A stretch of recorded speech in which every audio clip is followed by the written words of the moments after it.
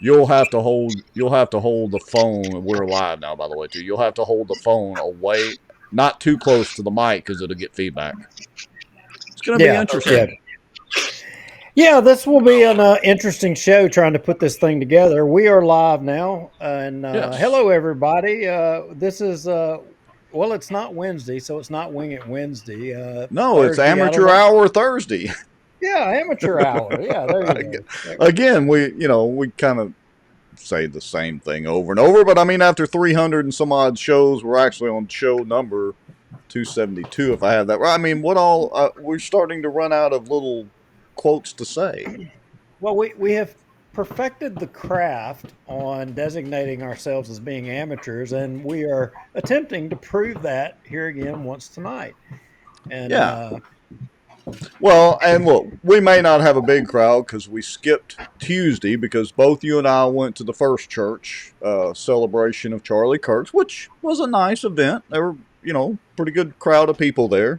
And I guess tonight they're having a football game or something, so who knows if we'll even have anybody watching. But I do see we have a few guests. So.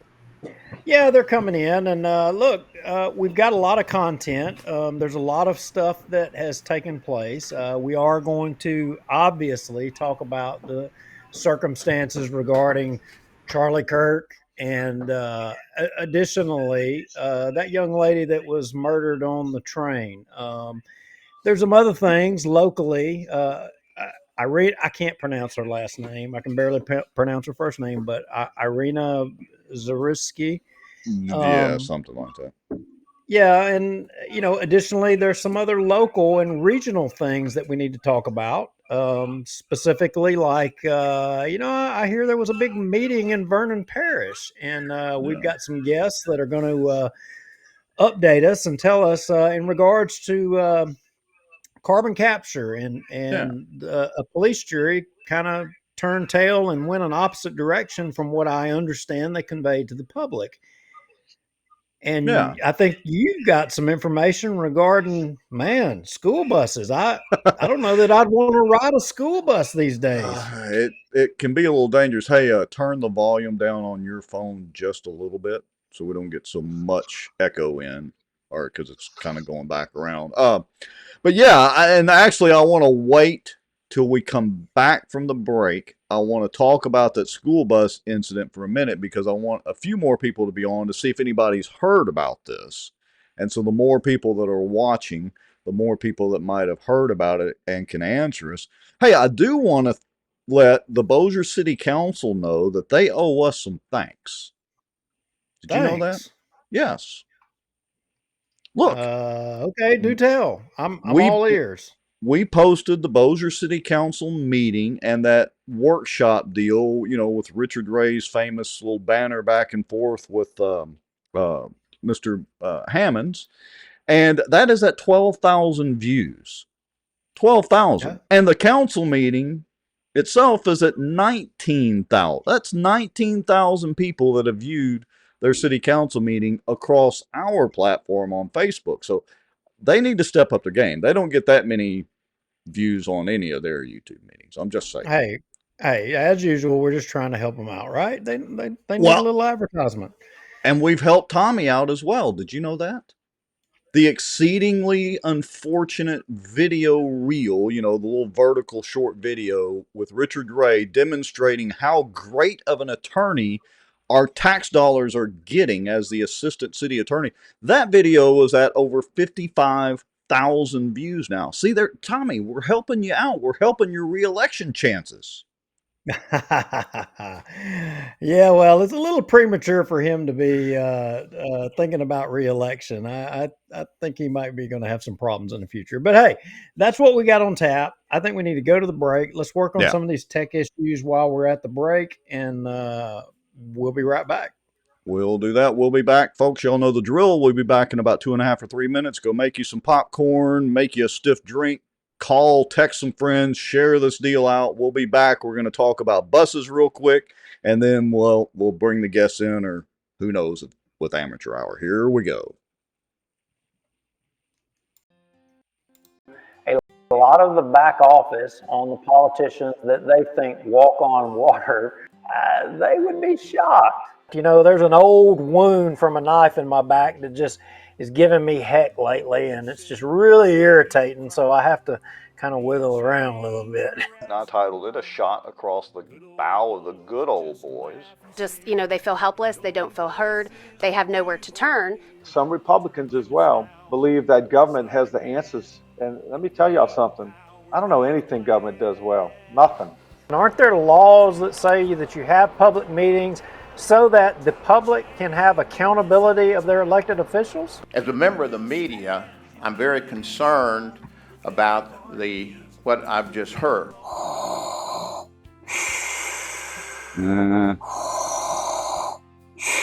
Well, I'm not thinking Star Wars at all. I'm thinking zombie apocalypse. Oh, folks coming from the border down there? Yeah, it's going to border. It's actually going to Mexico, the buses.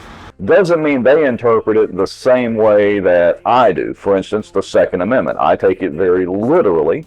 That's been interpreted different ways in the court system all the way up to SCOTUS. We're still right now combined on both pages and YouTube at 264 people watching. That is amazing, folks. Through conscious, shocking actions, which in turn would enrich sitting city council members Scott Irwin and David Montgomery Jr. In theory, it's an every week thing. We got to double check and make sure it's like a miracle any of this actually works.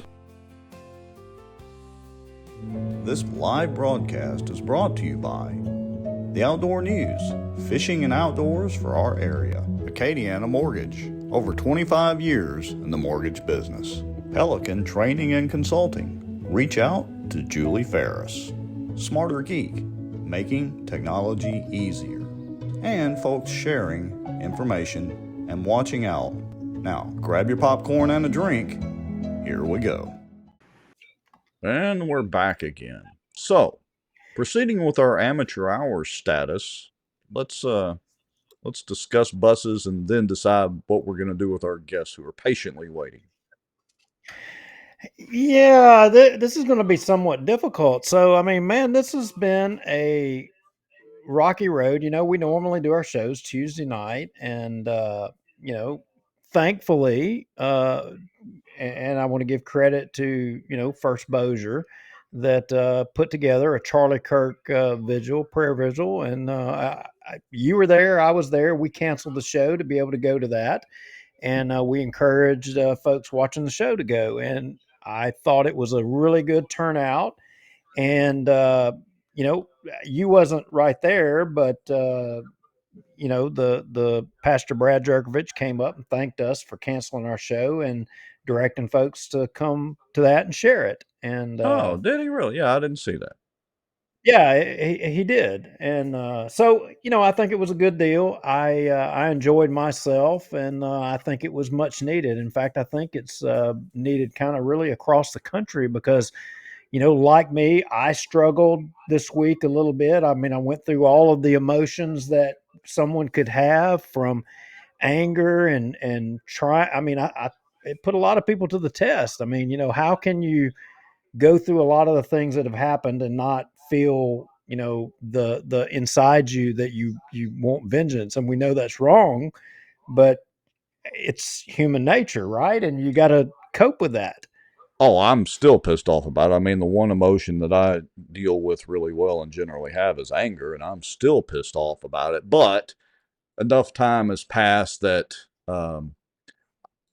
I can control what I say and don't say, or should say and should not necessarily say publicly across the interwebs. But yeah, we'll talk about that some more. Hey, let's, and I agree that the First Bossier deal we enjoyed it. I got to say this too, and I don't want to dwell on it too much because we got the guests waiting. We need to get them on here in just a couple of minutes, but I do want to say that my son Michael and I mean, while we were there, we're scanning rooftops, even though there was a large Bossier PD presence. Fire department was there, sheriff's deputies were there, and all that. We didn't feel, and I hate to say feel unsafe because you're never actually safe, but we were scanning rooftops, periodically scanning the crowd just to make sure. I mean, it kind of really put in perspective that how vulnerable we really are no matter what.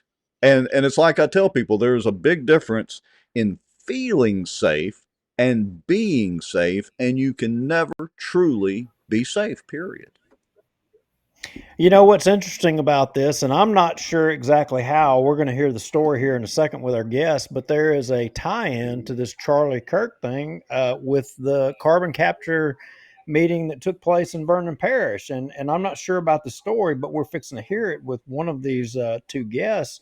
And as you know, we highlighted and have talked about, this carbon capture crap that has essentially been run down the throats of people in Louisiana. And I mean, I get calls, a lot of calls from people, asking. And got a call today, and this is kind of what spawned our guest coming on today, wanting a little bit of information about, maybe what we should do, and because, as you know, you and I have intimate experience with, term limits in Bossier and citizen activism and getting things kind of going.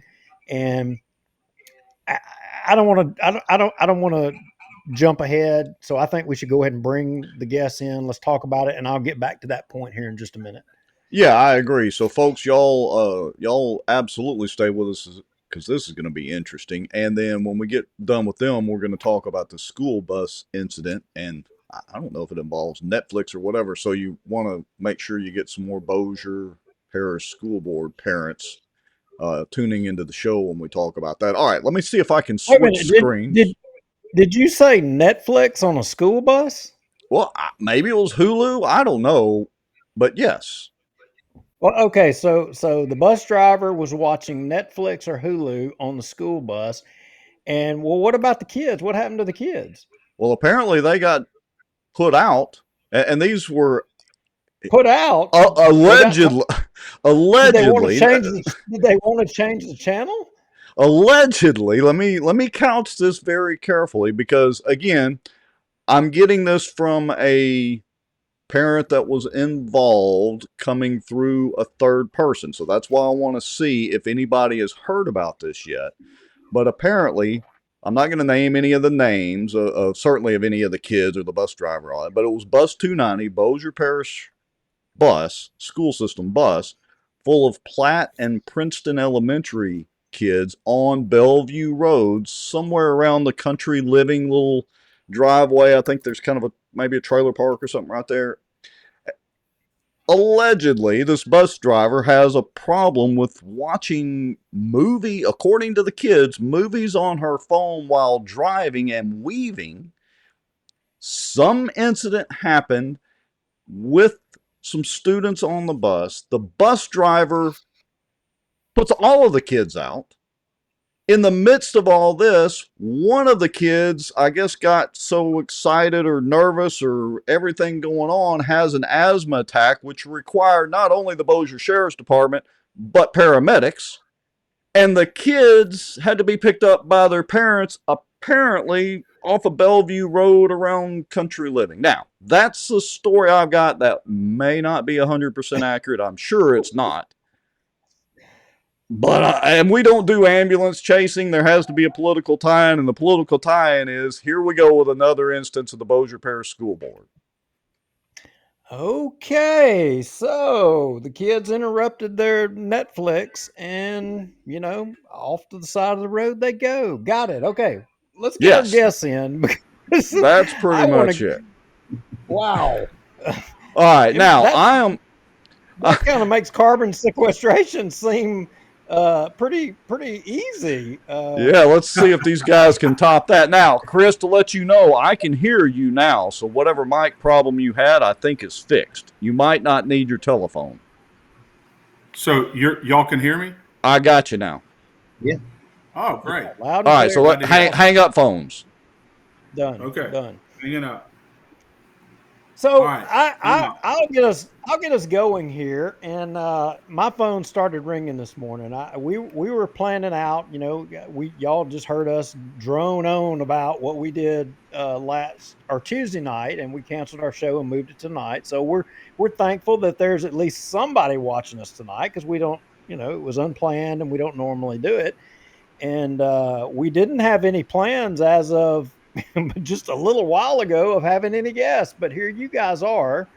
And Vernon Parish, I mean, I was paying attention to it that y'all had a really important meeting. I knew Chris was going to be there, and this gentleman that you brought on or had come on with us here, I haven't had the pleasure of meeting him as yet.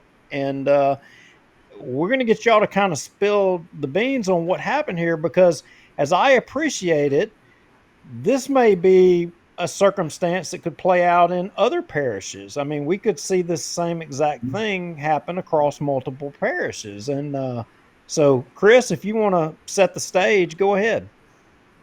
Well, I'll just first of all, I asked Gary. I gave him, really ample notice about coming on. I asked him about 4.5 minutes ago if he'd be willing to come on to the show, because he has such a breadth of knowledge on this issue, and really, really has informed and educated so many people on it. This monstrous issue of carbon capture sequestration. I tend to approach it from a constitutional and a legal perspective, although I do have some appreciation for the very questionable nature of carbon capture sequestration as a practice. The huge concern that I have is the fact that they're getting their property expropriated and seized for this boondoggle that we're paying for. And that's what I find so obnoxious. Gary knows a lot more about the minutia of it than I do, but I am fighting like the Dickens, my organizations, as Gary is, to make sure that our fundamental core property rights are protected in our state, and to make sure that these private corporations are not allowed to seize property at our expense for their enrichment, because it's not a public good. This is strictly economic enrichment for private corporations and really for politicians. And so that's why we're fighting against it. I've had an opportunity. In fact, I met Gary at one of the meetings on this. And I just feel very, very thankful that Gary's here with us to talk about this very important issue. Well, Gary, and about Vernon Parish, quite frankly, because Vernon Parish is the one, where Gary can tell you about it, where and I haven't heard the audio, but where apparently people who oppose carbon capture sequestration for all the right reasons are somehow in some way linked to people as bad as the people who killed Charlie Kirk, and that makes me enraged. Well, Gary, introduce yourself and what brings you to the carbon capture fight? What is your role, position, if any, and then segue into what took place in Vernon Parish, and why does that matter? Why should somebody in Bossier Parish, in the most northern part of Bossier Parish, let's just say plain dealing, why should that matter to them? Why should they care? Absolutely. Let's get into it. So I got involved with carbon capture about 2 months ago. I believe it was when Pineville had a public hearing at their local high school. So a couple of days before that hearing, I started digging into what CCS was about. It didn't take me very long to realize this is not a good deal. It's not a good deal for landowners. It's not a good deal for our environment. It's not a good deal for our water aquifer.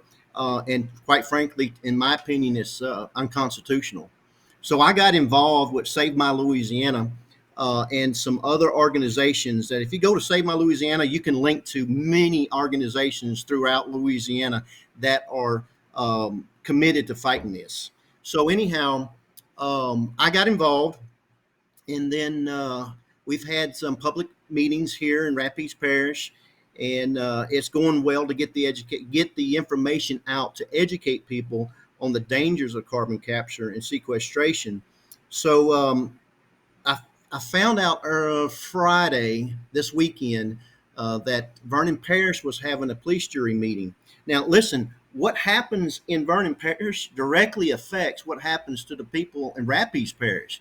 You see, there are no subsurface boundaries that separate our shared water aquifer. The Chico water aquifer shared about it's shared with about 15 parishes down here. So if Vernon Parish wants to approve, their police jury wants to pass a resolution supporting CCS, and you have a company called, its name is Capture Point Energy. They're the company that's drilling these wells. The state will certify them here soon once they're done. They're class 5 wells. It's the test wells. They're the pre-wells to the injection permitting, which is the class 6. Once that CO2 starts getting into our ground, I don't care. I've asked Greg Upton directly. He's one of the LSU cheerleaders. It works for LSU. I mean, not LSU, but with the Louisiana Department of Energy and Natural Resources. I asked him directly, y'all going to guarantee that this is not going to damage or affect our water aquifer? All of them said no. Yeah, Okay, there's no Gary, guarantee. Gary, I got to stop you. You're telling me Okay. that carbon capture sequestration policy may be being made by LSU cheerleader?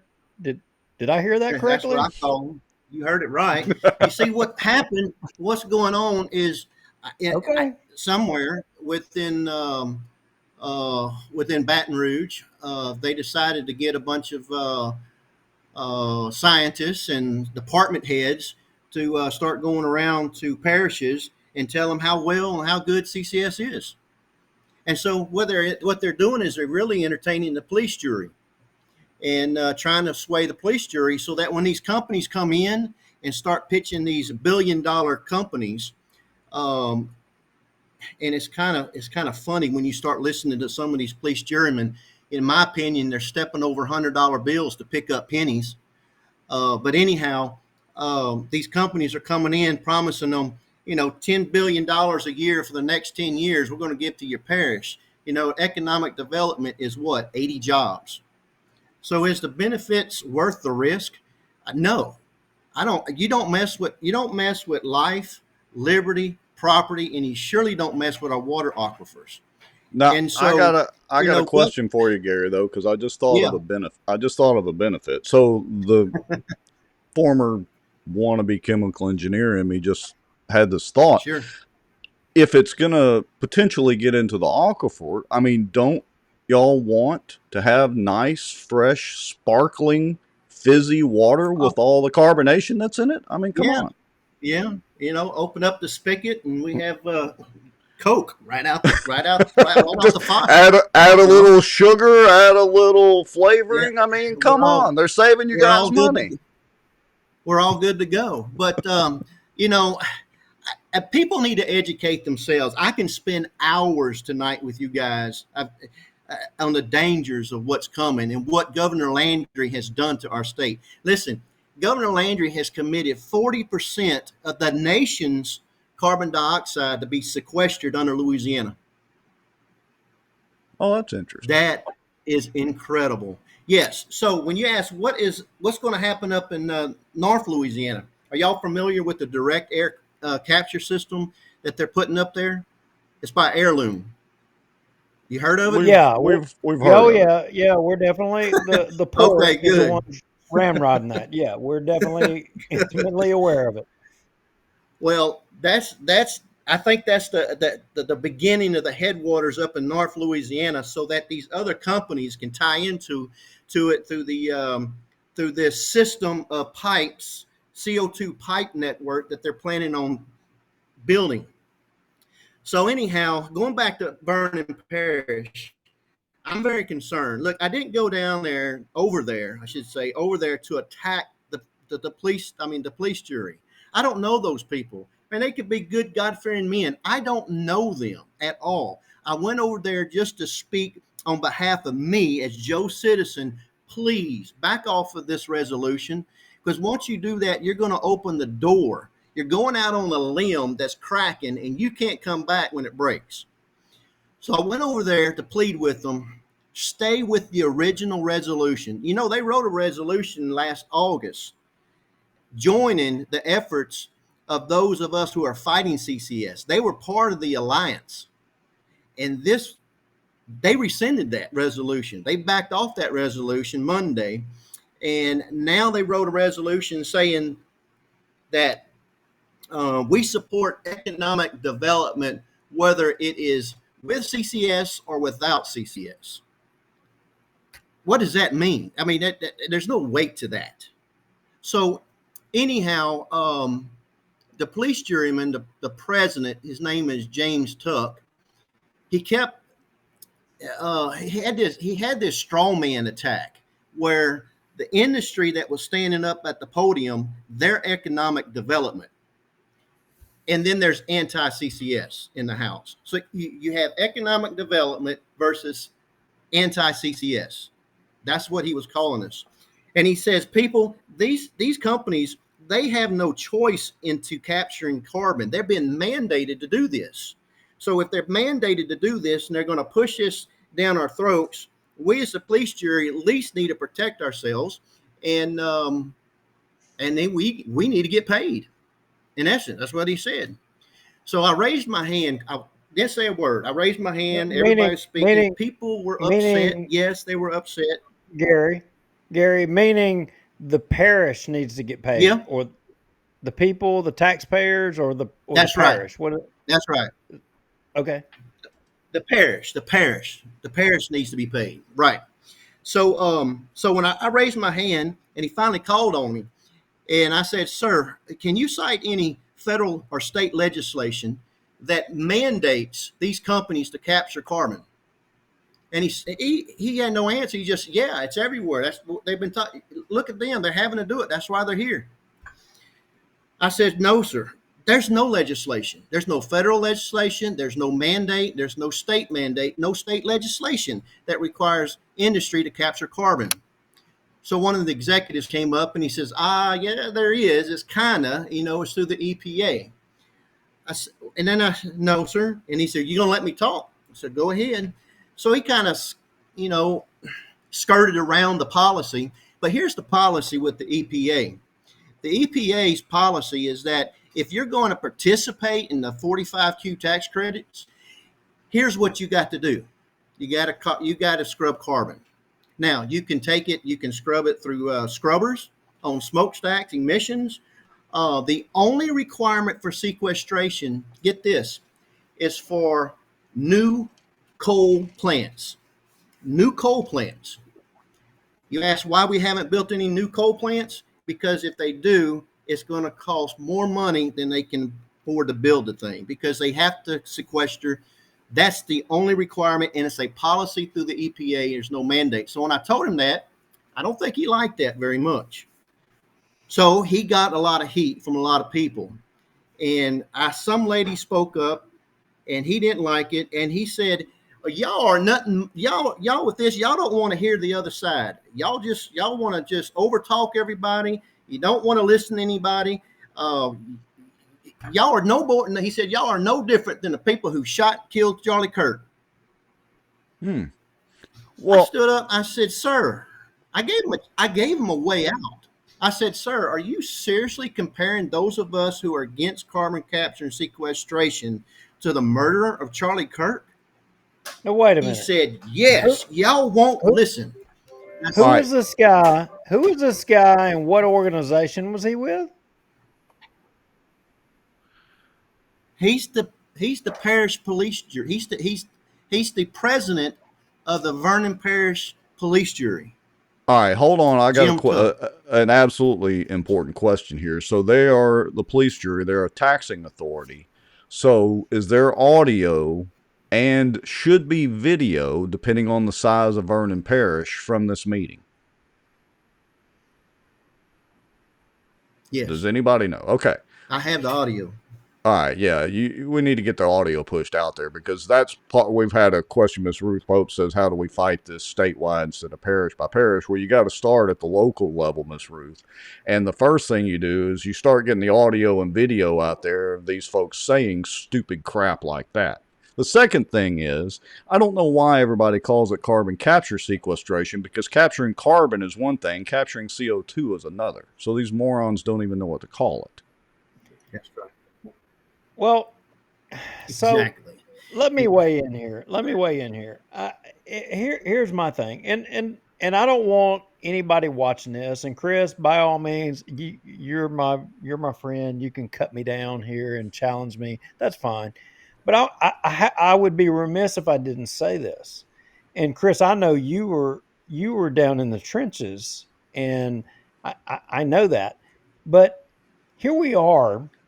We're at the end of this. We're kind of at the end of this thing, and we're at the point of implementation, and now people are coming to the fight.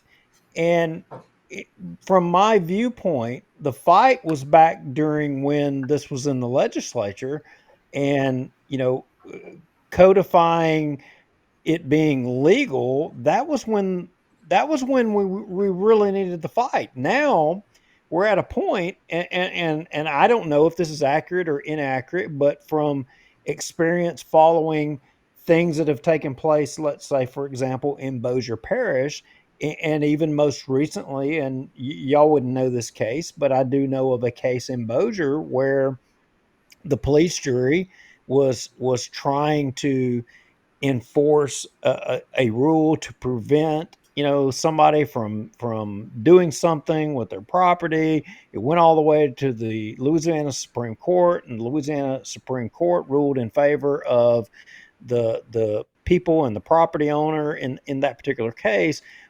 But what I'm trying to say is that, you know, in essence, what the Louisiana Supreme Court was saying was that the local government couldn't stand in the way of the owners of the property and or the people in that businesses that wanted to move forward with something. They couldn't stand in the way. So what I'm saying is when the Vernon Parish police jury, I mean, and forgive me for not being adequately educated on Vernon Parish, but I'm going to take a stab that they don't have a lot of money, and if they were in the position to have to take on a legal battle with arguably one of the biggest oil and gas companies in the world, they don't have the resources to do that. They would be done probably right out of the gate. So isn't the deck stacked against them? And I mean, we all advocate that we want our politicians to fight and fight to the death, but uh, am I wrong in thinking that maybe if they took the position that we should fight, they would be committing suicide? I mean, what's worse, suicide by doing that and then costing and bringing all the taxpayers down with them, or committing suicide and the people are just going to vote them out? I mean, do y'all see the point I'm making here? I'm not defending anything. Can I jump in and help kind of answer that for you? Please. So Allen Parish last month, they passed a ordinance. They passed an ordinance that Exxon could not bring their CO2 pipeline within 500 feet. I mean, within 2,500 feet of a public school. The way the law is written right now is they can be within 500 feet of a school. Well, Allen Parish said, no, we're going to pass an ordinance to protect our school. You can't be closer than 2,500 feet. Guess what ExxonMobil did? Threatened a lawsuit. They're going to sue them. Threatened a lawsuit saying you don't have standing because the state has jurisdiction over this. So Allen Parish had to back off. Here's the answer to this. When all the parishes stand together and unite, how strong is ExxonMobil going to be at that point? Now, we're going to be able to get every parish together, but if we can get 25, we can get 30, we can get half the parishes in this state together, we have a big chance, stand a great chance. Now, say my Louisiana, we have hired some attorneys. And right now we're looking at a lawsuit against the violation of the Constitution. We believe that they violated the Constitution when they passed Senate Bill 553. Passing that Senate bill took away your property rights and my property rights. And in 2006, the people of Louisiana amended our Constitution under Section 4 to strengthen property owners' rights. And what Governor John Bell Edwards did back in 20, is he took that right away along with the legislators in that legislative session of 2020.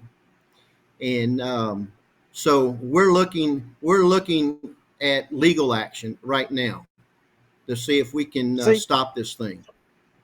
You see, that's my opinion of the path that this needs to go. I mean, the calls that I have gotten is about organizing recalls and petitions and things of that nature, and I see that as being actions that are late in the game. I think now you're to the point. By the time you were to affect any of those things, if you did them, it's already going in the ground. It's too late. Even if you were successful, right. not to even have the discussion of how you're trying to push that square block up the hill. But so I want to paint this picture so everybody listening can really grasp this picture. Paint in your mind's eye the state of Louisiana. Now imagine a 48-inch pipeline coming from Bossier, the port there, all the way down to Cameron Parish. It's a CO2 trunk line, a main line. At the a new line that's built specifically to specs to be able to house this type of, or an existing line that was not built to specs. A new line. It will be a new line. We're told, but you're correct. It could be an existing line for specs, but just imagine this corridor. When I say the corridor, I'm talking about the I-49 and the 171 corridor, north and south. And in between that, imagine industry coming in that are carbon capture industries, and a network of 90,000 miles of CO2 pipeline crisscrossing all across Louisiana. And you have no say over it. You don't know where it's going. If they want to put a valve in your front living room, they can do it. They can take your house, tear it down, and put a valve there. Now, they passed in the House Bill 244 that they did pass. They did raise the unit block to, it has to be greater than 85%. So 86% of that block has to be in agreement before the other 15% can be expropriated. If you don't have 86% of that block, you can't do anything. So that was a little buffer. But when you get large landowners, I'm not going to say who, but large landowners up and down between 171 and I-49, it won't take much to get to 86% right of that land. And those neighborhoods and subdivisions that's left in that 15%, you have no say. And that, right. And beyond that, that bill took away our right, our fundamental right for our property. We own our pore space and we own our surface space, and the government had no business giving that to a private industry for private gain. There is no public use. And let me jump in here for just a second, Gary. And let me jump in here for just a second here, Gary, because I just want to make sure you're exactly right about that, Gary, because SB 353 is the granddaddy of them all from 2020, and that's the bill that declared as a matter of public policy in Louisiana that carbon capture sequestration is a, quote, public good for purposes of eminent domain, because in order to use eminent domain to seize property, it has to be for a public good. Well, this past session, SB 244 repealed that. It eliminated, repealed the law up until that point that carbon capture sequestration is a public good. Fortunately, because it's absolutely not a public good, they're burying basically toxic waste into the ground. So they have to prove that they're a common carrier, exercising or transporting a commodity in the public interest, which they're going to have a very hard time doing at this point.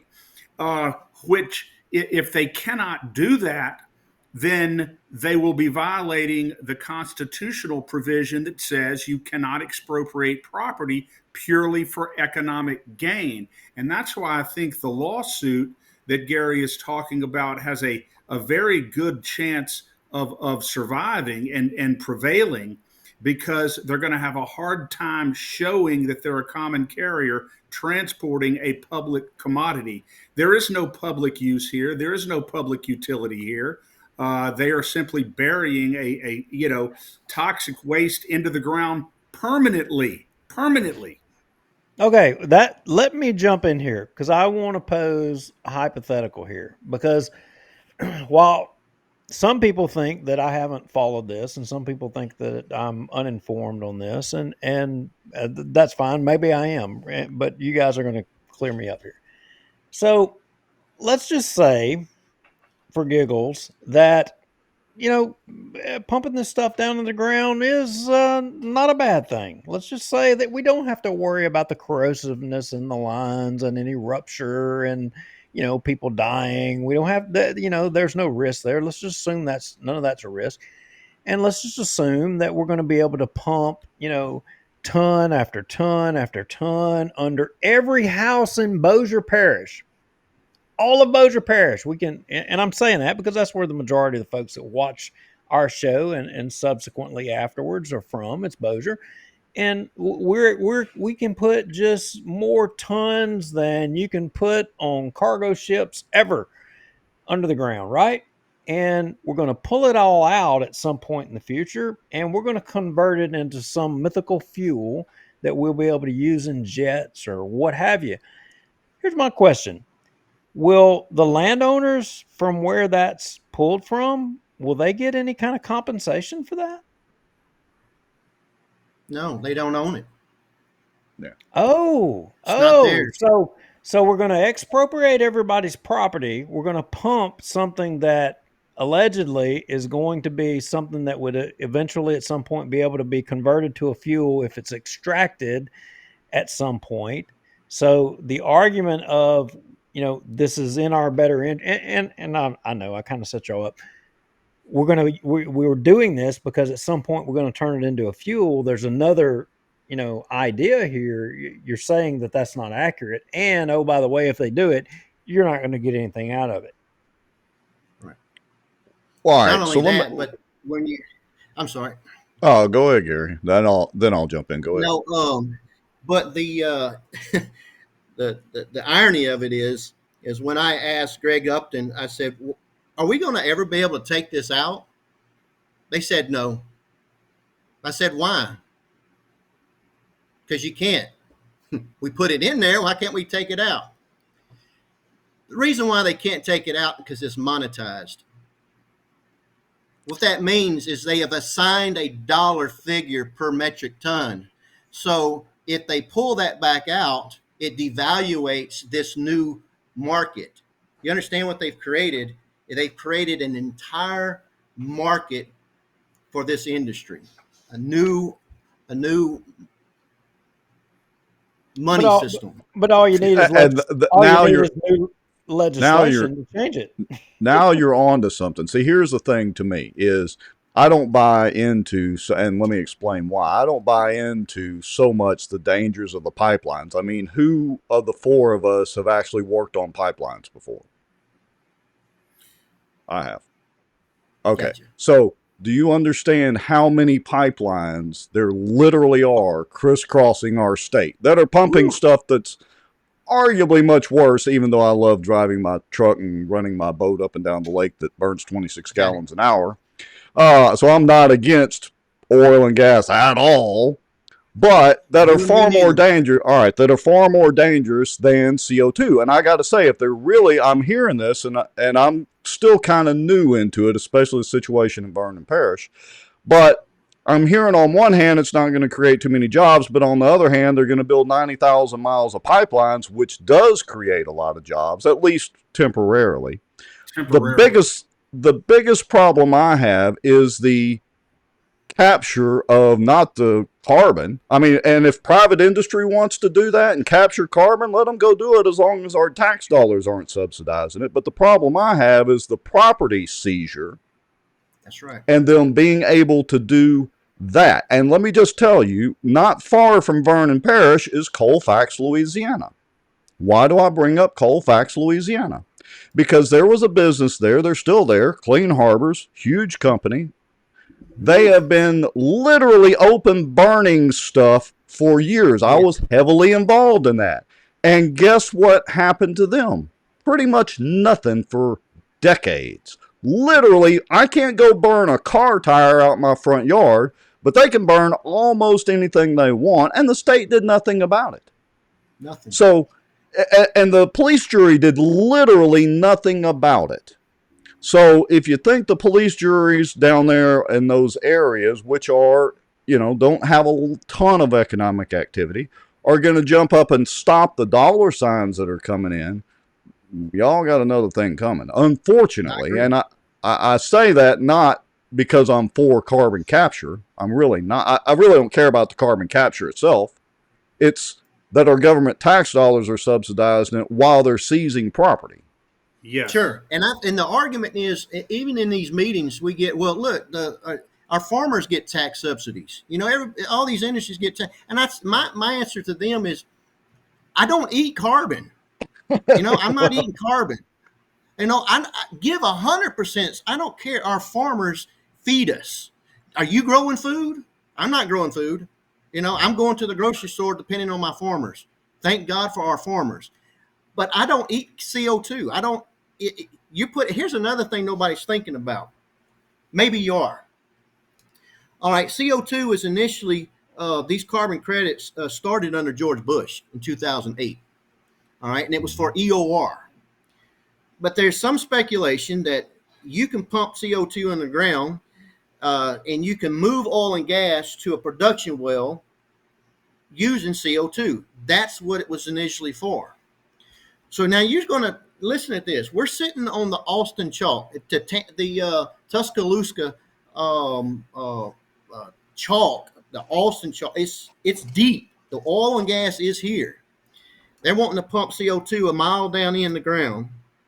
I've talked to, and if you're in the oil and gas business, I've talked to oil and gas geologists that say you pump 40,000 acres of CO2 plumes under one injection well, you can kiss your mineral rights, even if you had them. Let's just say you had mineral rights. You can kiss that goodbye. We're not drilling through that stuff.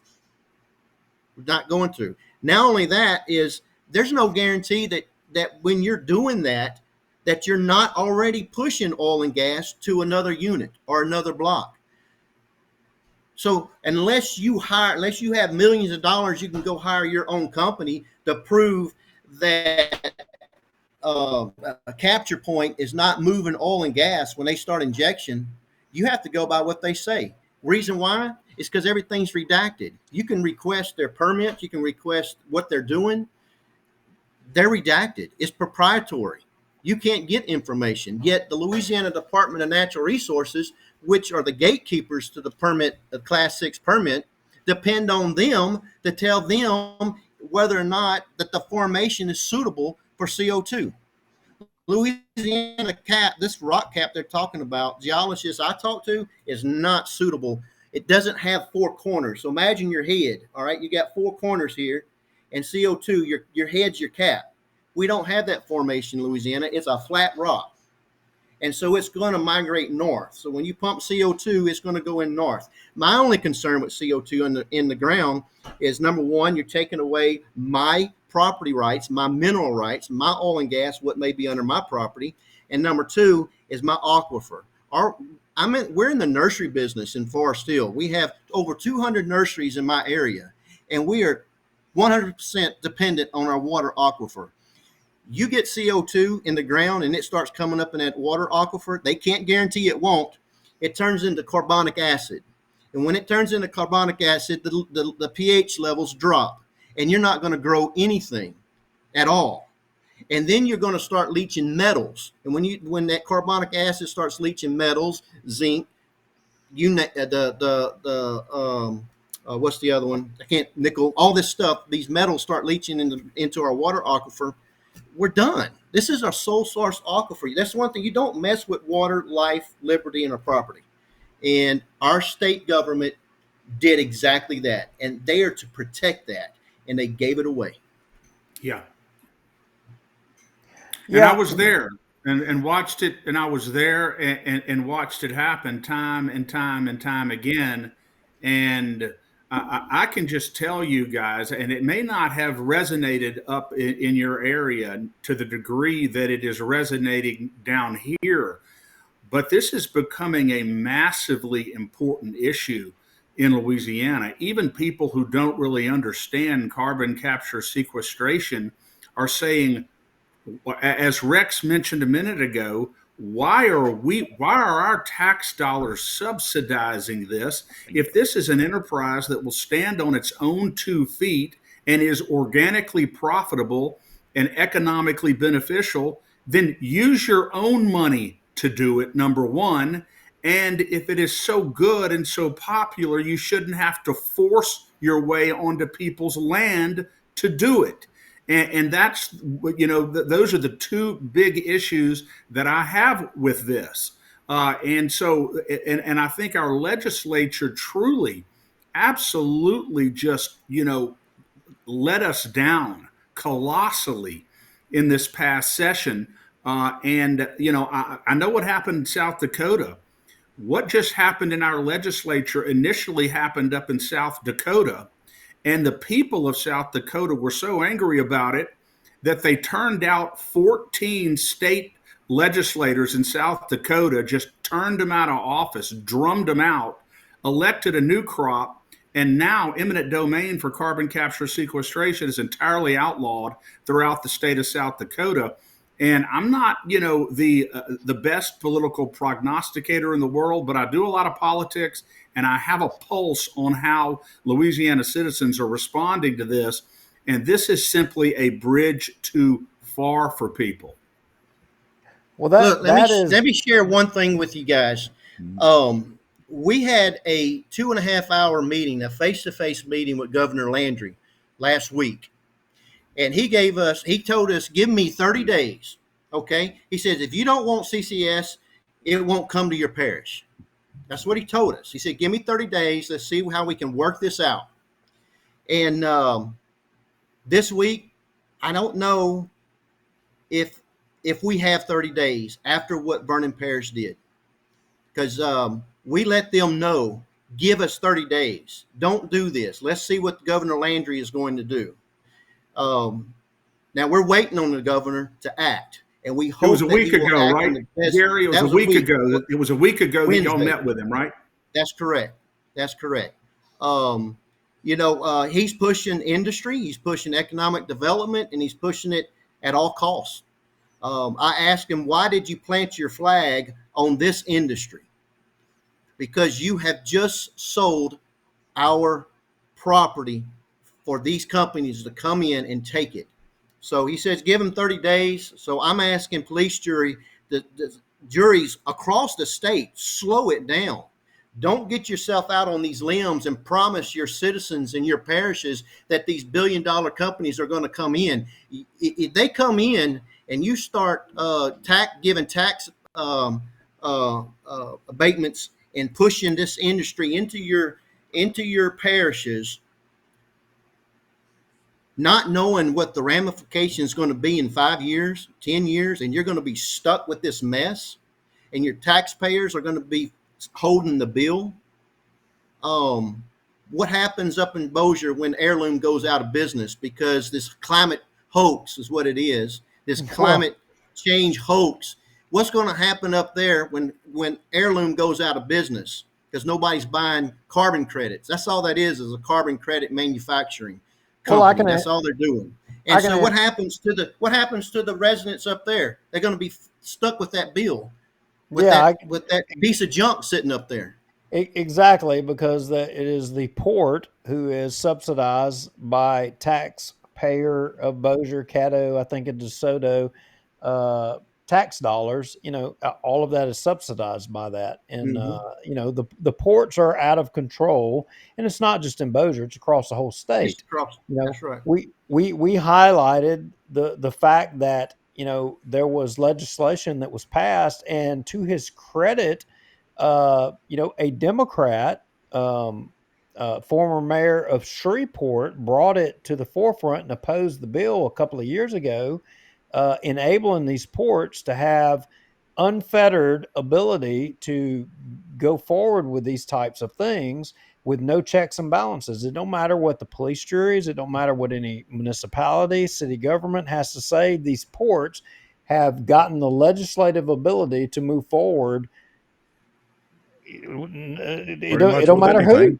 Yeah. With anything. It was Cedric Glover. To his credit, Cedric Glover raised the alarm on that. I mean, look, I don't agree with Cedric Glover on. I can't tell you really anything, but this is maybe the only thing I agree with. That goes to prove this isn't a Democratic Republican issue. No, not at all. This is just a American. This is a people's issue. And the governor wants to just let it go to the police jury. Let the police jury make the decision. Well, obviously, that's not going to work. Vernon Parish has proven that that's not work. Even in Rapides Parish, police jurymen, they're running around courting Sungas Beaver Lake Renewables, another methanol plant to ship biofuels over to Europe. No, they're popping up in every parish. Gary, I want to stop you. And yep. Chris it may raise Chris's dander, and that's fine. But I'm not defending the governor on his position. But what I am going to say is the governor has taken the most heat on all of this, and I don't think it's fair for the governor to be the only one to blame.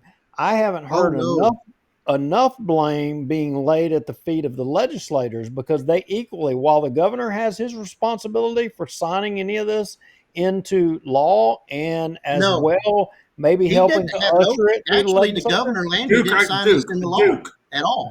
I told the governor, you didn't sign this, you didn't do this. He didn't do this. You're right, Gary. He didn't do this. But he's planting his flag on it. But the governor, you have to understand under our constitutional system, our governor, because of the line item veto, has extraordinary power over these legislators. And I'm not making excuses for these legislators. The problem is this: when you have that kind of power in the governor's office, and you enjoy that power in the governor's office, you have a responsibility to do what is right by the people. I guarantee you, if Governor Landry had sent a clear message to that legislature that it is unconstitutional and it's obnoxious that a private corporation would be able to seize and expropriate people's property for their own enrichment at our expense, then we wouldn't be sitting here right now, Duke. I'm not giving the governor 1 ounce of leeway on this. I am not asking you to, and I'm not saying that. But what I am saying is the only criticism that I hear out there is of Governor Landry, and I'm not saying it's misplaced. I'm not saying that at all.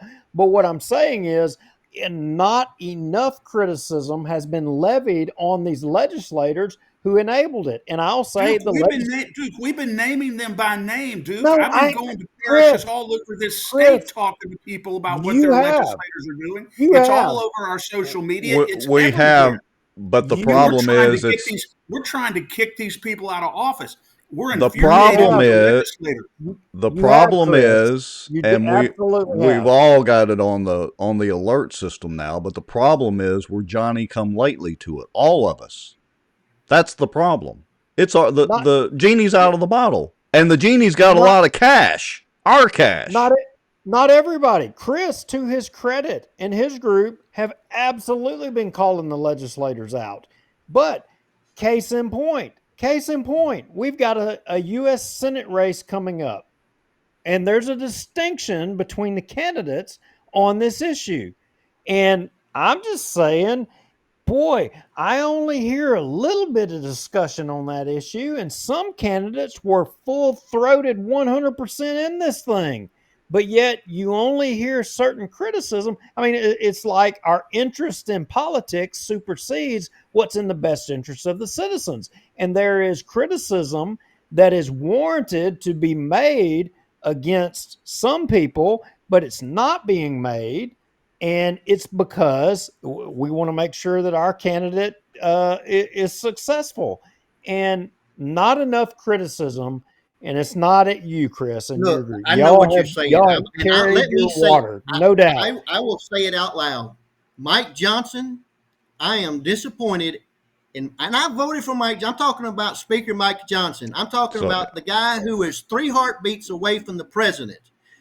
He can walk into Trump's office right now, and I love it. I love these guys. I love what they're doing. But Mike Johnson is silent on this. He voted the big beautiful bill into office. He put this stuff on steroids.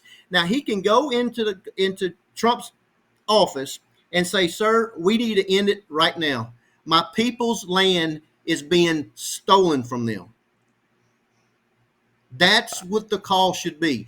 And John Kennedy. John Kennedy was on a local talk show here, KSYL talk back here. He was asked, "What do you think about CCS? What is it? How can you?" Well, that's a local issue. A local issue. Well, when did you build a wall between us and DC, Mr. Kennedy? Let's get to the heart of this here. Chris. The demographics and the voting block within the districts are going to have this carbon pumped underneath them. How many votes does that equate for? Is it enough to sway the votes of a statewide election in Louisiana? I think it's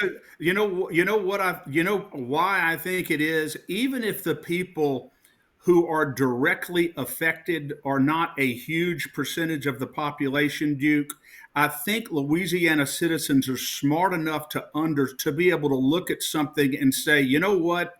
If they can violate their property rights for this purpose, then it's only 1 degree away because of the precedent from them being able to violate my property rights, perhaps for another purpose, for another reason. And that's why I think if this is articulated the right way to the citizens of Louisiana, that private corporations are stealing people's land for their own enrichment, I don't really think it matters whether or not Louisiana voters are directly affected by it, because I think that they will understand the precedent and understand how important it is to stand against it.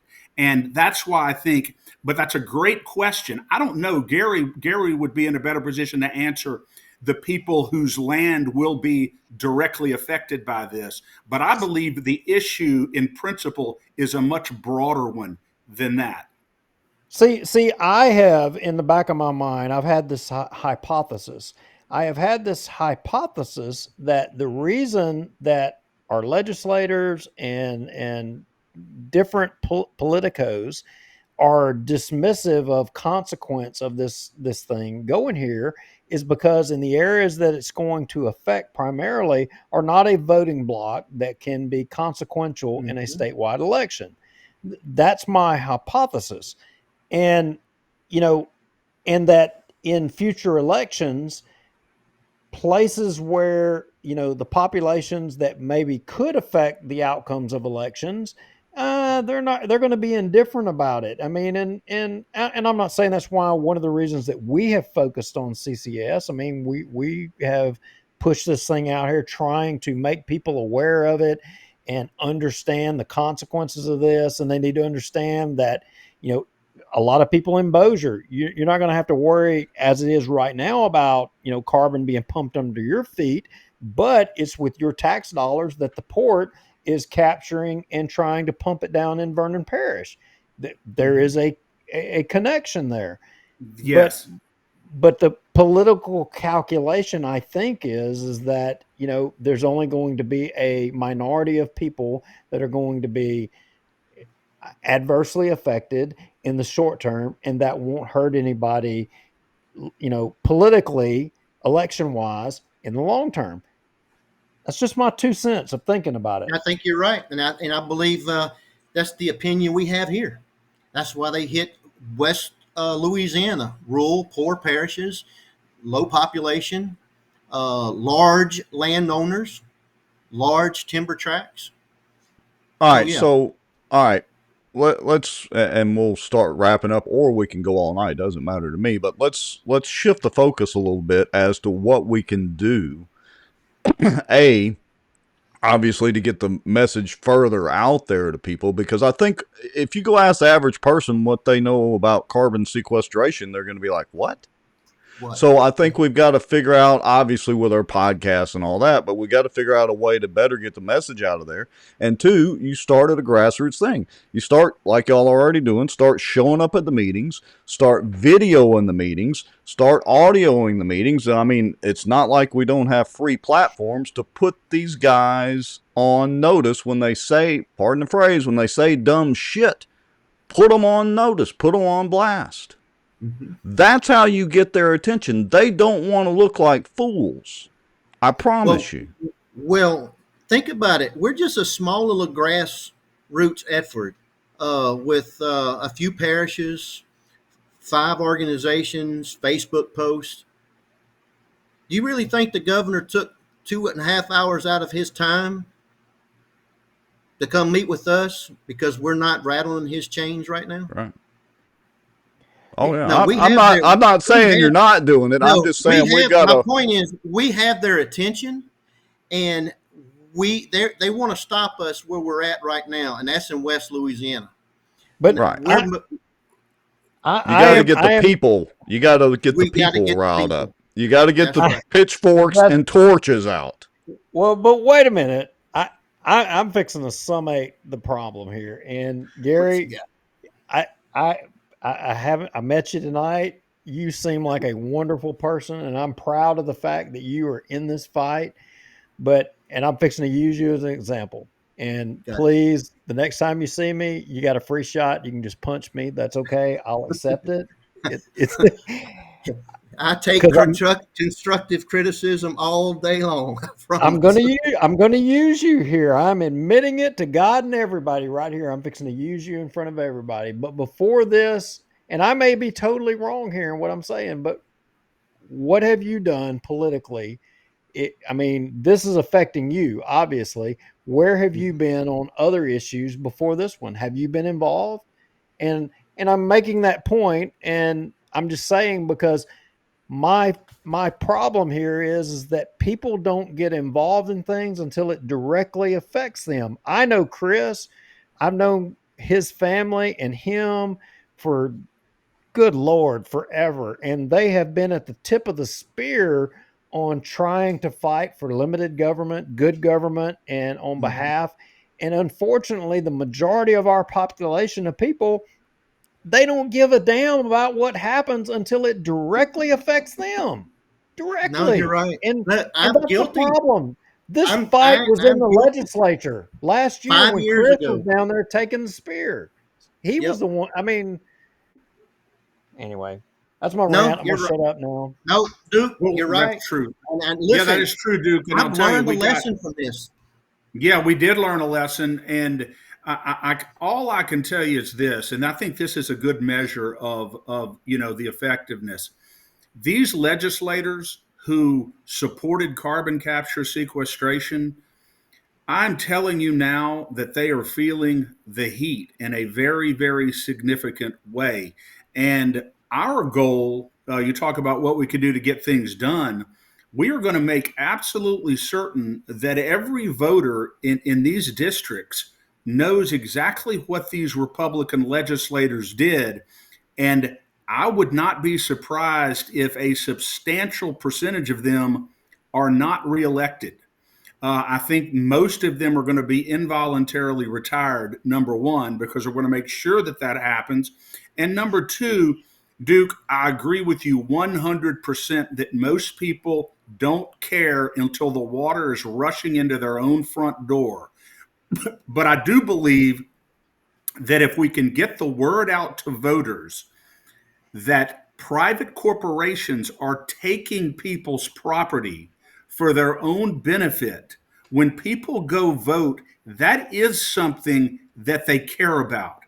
And that is something that they will say, I don't think that's the right thing for the government to be doing, and or for private companies to be doing. And I do think that that will affect how they vote. They may not be out there at the town hall meetings. They may not be, active like a lot of us are, but I guarantee you that'll be something they're thinking about when they go vote.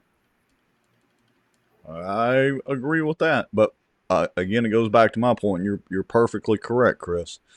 We've got to educate the average voter, and we're all doing it. Our podcast, certainly your podcast, and all the stuff that you do, Chris and Gary. You're involved in this, now and know about it. We've got to step up the process even more, whatever that is. Number one, like y'all are doing, going to all these meetings, but get video and audio of these meetings wherever possible. I mean, the police jury is required to do the audio. We're going to send a public information request. I'll see if we can get that, unless y'all already have it, and start calling them out. I mean, literally pointing them out, which, Chris, you know as well as anybody that works, but literally pointing them out and what they're trying to do. And you're right, Chris, how they're trying to basically steal private property for private benefit, and then how these legislators are, it seems to me, tied into some of these same companies that are what I would classify as stealing private property. How are they directly tied to these same companies that are doing this? What is the financial gain for the legislators? How were all these legislators so stupid back in 2020 or whenever it was to not read the bill and know what was in it before voting for it? It's a literal Nancy Pelosi moment. How did they know? And we weren't around, and it certainly wasn't on our radar back then. We're aware of it now. And again, Chris, thanks to you and a lot of the other groups. But how were they so stupid as to not really know what they were voting on? I mean, that's their excuse now. I like Danny McCormick, but that's all their excuse now. Well, we just didn't read it. What? Yeah, that's exactly. I talked to Mike Johnson, pro temp speaker. Why did you do this? Here's what he told me. He said, lobby and these lobbyists, they come, present the bill. They said it's economic development, it's for oil and gas, and we trusted them. Everybody trusted them, and they voted for it. How do you get 100% of both parties to vote on this? I don't, Chris, you got an answer to that? I don't think they had any idea what they were doing, first of all. And secondly, I think a lot of them are receiving a lot of money from these companies. I think that a lot of them are being enriched. And they don't want to be on their bad side. They don't want to go against them, is what I believe. But a point you made a minute ago, Duke, about the U.S. Senate race. There is a critical distinction in that race among the candidates. There is only one candidate in that race who has taken a principled position and a vocal and a consistent position against this racket, and that's John Fleming. The rest of them are not speaking out publicly and vocally on this issue. And I think that that's very important that distinction be made. And if John Fleming, he's committed, if he's elected to the U.S. Senate, one of the first things, he's going to do is introduce legislation to statutorily roll this back. I think he is strongly opposed to this. Yes, he's attended every one of our public meetings, educational forums. Dr. Fleming has been a champion for us. Yeah, and he certainly called out, I'll say it because, he certainly called out Blake Miguez on the issues, as well as many other legislators on the same issue of, how do you vote for something and not know what's in the bill or what it's really truly about. And as far as Mike Johnson goes, yeah, you don't have to say any more about him. Well, by Neither the way, Duke or I are fans Rex, of just Mike. so you'll know, Rex, you may have picked this up, but when Gary said Speaker Pro Tem Mike Johnson, he was talking about the state legislator. The state legislator. Mike Johnson. Okay. I got you. Not the speaker of that. There's a state legislator down here from Rapides, right? And that's who he was talking about a minute ago. And Mike has been pretty weak on this issue. Yeah, but I should have caught that. I swear this is sweet tea in here. The legislature right now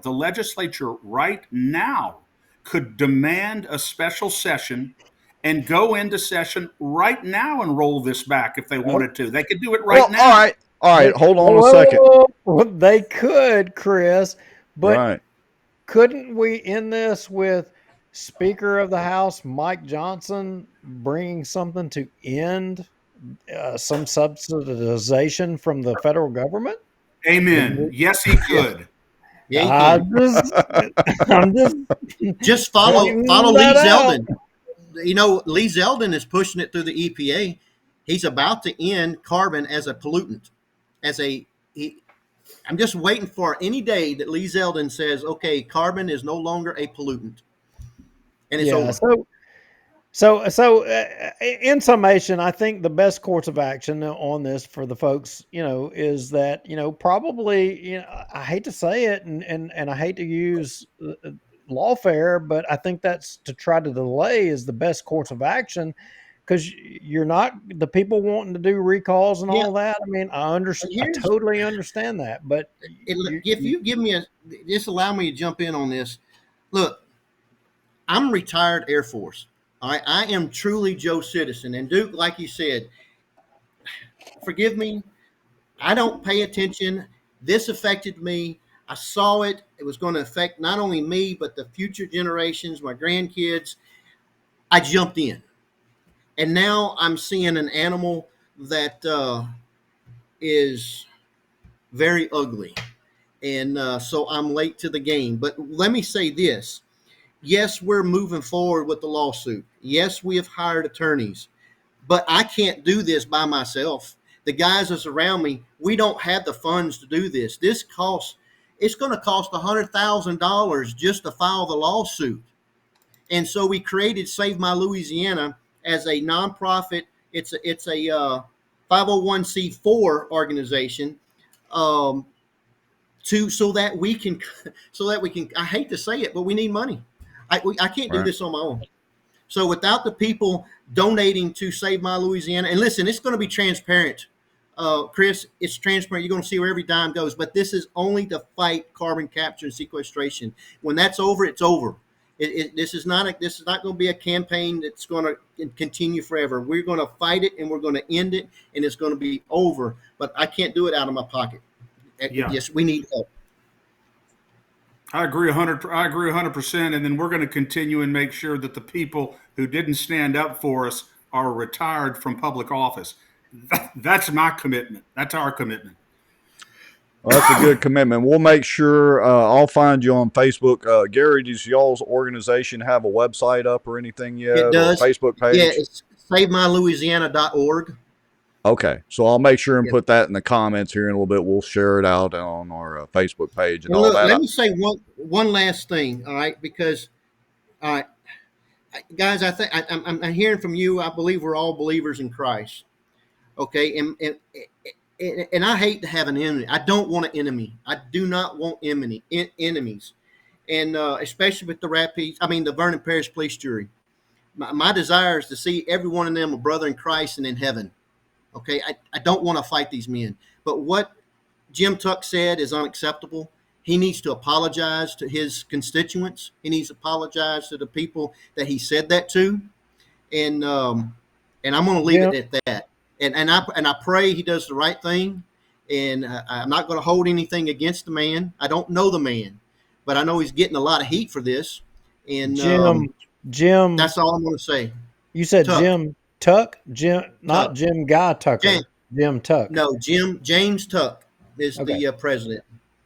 Well, and I'll just say, yeah, my one verse that I really know well in the Bible is John 2:14, where Jesus literally fashioned his own whips and then beat the hell out of the money changers. It's a similar situation here, and none of us are anywhere close to Jesus Christ. But from a religious standpoint, he was not always about peaceful resolutions to things. So I'll just remind everybody of that. That's Rex's sermon for the night. Well, you're exactly right about that, and let me tell you, he stood down the hypocrites and the Pharisees, and some of the things that he said. Let me tell you what, were not the words of a pacifist. Bingo. My point exactly. All right. Well, we are now up to speed somewhat on carbon capture in Vernon Parish, and look, Chris, it's always a pleasure to have you as a guest. Always a great conversation, Gary. Glad to have you on, and nice to meet you. you guys. Yeah. And anything And we I can want do take to a help minute you get the to thank word you out. guys, Rex and Duke. Y'all may not understand, the impact that you're having on your podcast. As I look at y'all as real whistleblowers, and you raise things that other people won't raise. You're fearless in what you do. And I just think it's important to recognize, the contribution that y'all make to the community and to the body politic. So thanks for both of y'all and all of your efforts. Takes a team Chris. effort. Yep. Appreciate that. All right, we're going to get on here now and talk about some politicians. Y'all probably don't want to be a part of that conversation, the things that we're going to say. So I'll go ahead and switch the screens here. All right, God bless y'all. Take care. Well, that was definitely interesting. Unplanned, and hey, you know what? I don't think enough people are focused on the carbon sequestration thing. They don't know. I mean, our port up here in Bossier, that everybody out of Bossier and Caddo, y'all are paying for it. And you need to understand it. If you're paying for it because you're supporting it with taxpayer dollars, you need to know what you're doing. You need to know what you're supporting, because whether you like it or not, you're supporting it.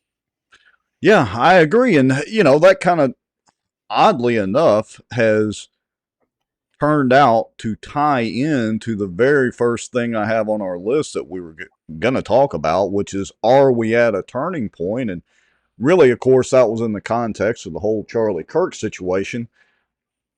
But are we at a turning point here in Louisiana on this carbon capture thing? Again, it's kind of one of those things that's been percolating in the background, and the drumbeat seems to be growing stronger and stronger about this. And like I told Chris, look, I know he's been, at the forefront of all this the whole time, but honestly, the average person has no idea about it. I think that is changing, and I think we may be at a turning point for this.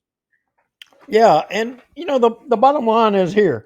I can wrap my head around, if people in government have knowledge of issues and things that, because of the knowledge they have is what's in my best interest, I can accept that. But what I'm not going to accept is you telling me, I know what's best for you, shut up and sit down. Right. No, you tell me why it's in my best interest.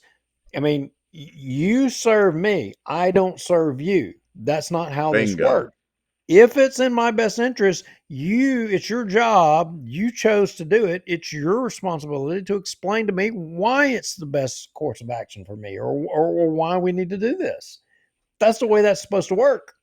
Yeah, I agree 100%. And so this is going to be an interesting fight. I mean, I kind of alluded to the whole situation, down there in Colfax. Look, it's kind of similar to the burn chamber ordeal in Minden from, Camp Minden from years ago. Kind of a similar situation to that. And that's why I say it's going to take a grassroots effort, because I know how tough both of those situations were. And this is 1,000 times worse. Yeah. Hey, so switching gears here and moving on into our notes, because we got a lot of good stuff and we got to jump through this, and I hate it because I wanted to I Well, really, I felt passionate, and I know a lot of people on this Charlie Kirk stuff. I mean, there's so much of this I want to get into, and I just, but all I want to right. go there. Look, But let's talk about this for a second because I'm not. I believe in God and Jesus Christ, but I rarely go to church these days, and that's a whole other story. But maybe this is God's way of telling us. Maybe we had both of our guests on because we didn't need to rail too much on the Charlie Kirk stuff tonight. I oh mean, hell I no! want to do it. Oh hell no! If this is going to be a midnight show, we're doing a midnight show. We're going there. Then let's do it. No way. I always say if God puts the neon sign in front of you, don't miss the exit sign or don't miss the sign, but we'll ignore it. Let's go. Yeah, no, I don't care. No holding back here, baby. All right. So I just dropped a complete folder into our notes or into Oh, the Lord. folder here. In fact, it'll be called. It's It looks like Untitled you dropped Stories. half the Bible in the notes here. Yeah, I did that as well too in the notes. But in the folder with our cuts, I want you to start and just open that folder up and start scrolling through these things because, and before you start putting it up there, you see it? Yeah, I got to get it all downloaded first. Oh, yeah, it's a Yeah, lot. that's going to take a minute to synchronize. All right, well, look. So, where do we want to start? I mean, obviously, the most recent thing is, and I'm giving this a second to download. So, the most recent thing is, in the Charlie Kirk saga and drama, is the Jimmy Kimmel thing. Do we want to talk See, about that and work our way back? Or Jimmy Kimmel has always been an idiot. no, I ain't never, no. I No, ain't no, no. never liked that freaking dude. I am going to disagree with you there, and I am going to show you why. Okay. So one of the greatest Trump things I have ever seen was on Jimmy Kimmel's show in 2015. We're going to do a time. By all means, impress me because I am totally unimpressed with Jimmy Kimmel. The dude does nothing for me. Okay, Never so has. this is December of Talk about 2015. how much money you have, but how much money do you have? So, well, a lot of people thought that Before maybe Trump I was wouldn't be president, as rich or 2015. something, and I'd never file my papers. 'Cause Right. when you run for president, I mean, you're really doing the big exposure. Most right? people try to downplay how much money they well, have. I don't downplay it, but I filed. Yeah. And everyone said because they thought I'd never run because I'd never filed because maybe he's not as rich as they think. So I filed, and the numbers are much bigger than anybody. Yeah, you're ever very, and very it's, rich. It's also, you know what? It's turned out to be Getting great to the good company. I have part. great You'll assets, love I have this and great- How appreciate many this, books have Mr. you Lauer. written? About 12 and 12 books. bestsellers. Never a children's book, though, right? Oh, I want to do that. Okay. Because I would like to make $1 trillion or whatever it is Okay. that you have also. So I've ghostwritten a book that I put your name on, okay? And it's called Winners Aren't Losers. This is the greatest thing ever. May I read it to you? Yes, I like it. I like it. All right, Winners Aren't Losers by Donald J. Trump. Winners aren't losers, they're winners, like me. A loser's a loser. Which one will you be? Good. Winners do deals and winners get rich, while sad little losers just sit there and bitch. Could be a big seller. My daughter loves it. Good. The dog is a loser, and frankly, I pity it. This dog did bad deals. This dog is an idiot. And poor Mr. Bear, he must feel like a loser, valeting that 2006 PT Cruiser. This lobster's a loser. Throw him in the pot. I like a lobster who doesn't get caught. Those losers are failures who get nothing done. Just do what I do and you'll be number one. Now, here are some frogs I do not like at all. We must kick these frogs out and then build a wall. Oh, the places you'll go on your yacht, on your plane, with your suits from Milan and your wives from Ukraine.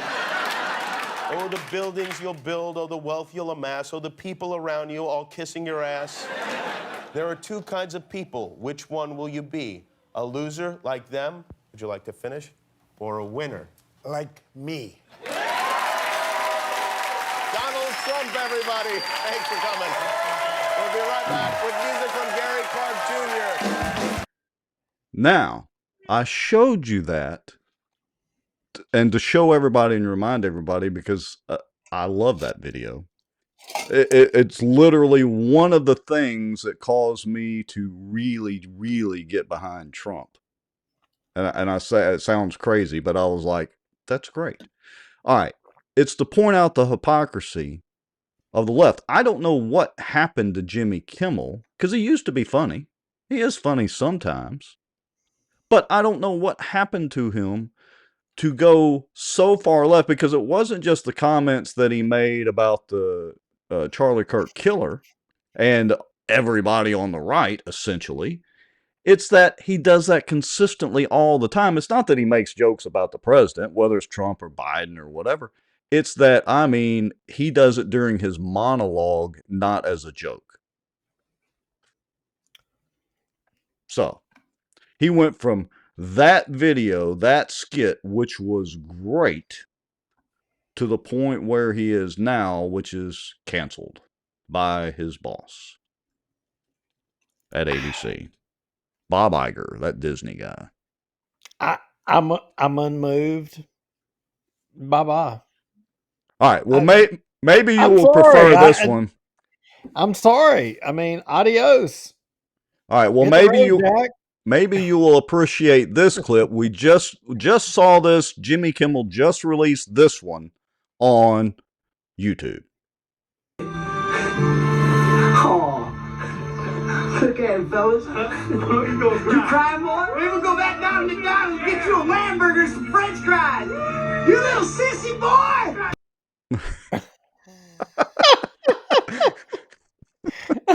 Was that Kid Rock? No, that's Joe Dirt. Joe Dirt. No, I know that's Joe Dirt, but if you back up just a little bit, it looked like Kid Rock was one of the people. Yeah. So anyway, all right. So I don't even know where we need to start. Yeah, we got lots of notes. Okay. I've had my fun with Jimmy Kimmel. Your turn. Yeah, I'm sorry. Just Jimmy, I didn't play along with you, and I truly apologize that. But I mean, Jimmy Kimmel just is a nothing burger for me. Never has been. I just can't even go there. That doesn't even look.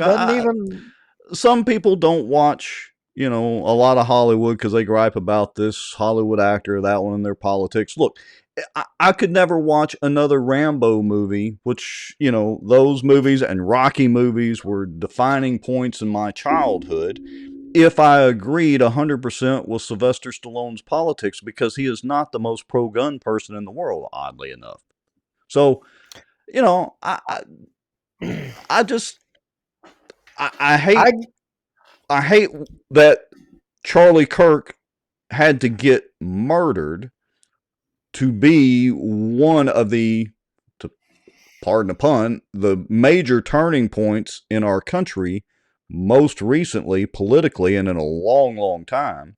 And it may end up being not just a turning point, it may be a tipping point. Well, and I totally agree. And that's why tonight I don't want to talk about, really politicians, and I don't really want to talk about, entertainers, and that's not That's really all on posturing my and radar. grandstanding. Yeah. Yeah. What I'm wanting to talk about primarily is people, regular people. And there's regular people because the majority of all of this is driven by regular people. And I think, that file I dropped in there. Let's start off with that. We'll drop through the notes, and we'll. I think the Benton Town workshop stuff. We got a little bit of content on that. Let's catch that next week. Yeah, we can do that because I'm going to post that whole meeting video. That'll give people time to digest it. And we'll talk about some of that Tuesday. All right, so give me a second here and let me switch screens. Yeah, I'm going to talk. So my Sunday, kind of after this, I mean, we all have been kind of on edge, whether you hate Charlie Kirk or you like him or whatever. Everybody has been just uptight. And so my Sunday, I've been uptight about it. And I ain't making no apologies for where I stand. I don't care if you're against us or you're against me or you're against Charlie Kirk. I don't care what you think. I mean, I don't. This is me. I'm real. I'm live. I'm right here. But my Sunday starts off, and I had plans Sunday. My plans were that I was going to get up and I was going to go to church. I mean, because I really wanted that. I needed it because I got to tell you, man, I tell you, I got some things going on in my head thinking about all of this, and I'm mad. I'm freaking mad, and I'm still mad, and it ain't subsided.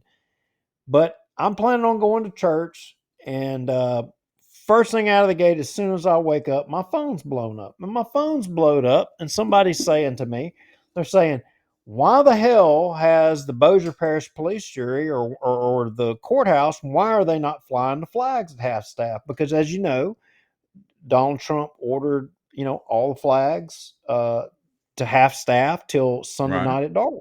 Right. And I get a picture. I get a freaking picture of the flag at full staff. It's not at half staff.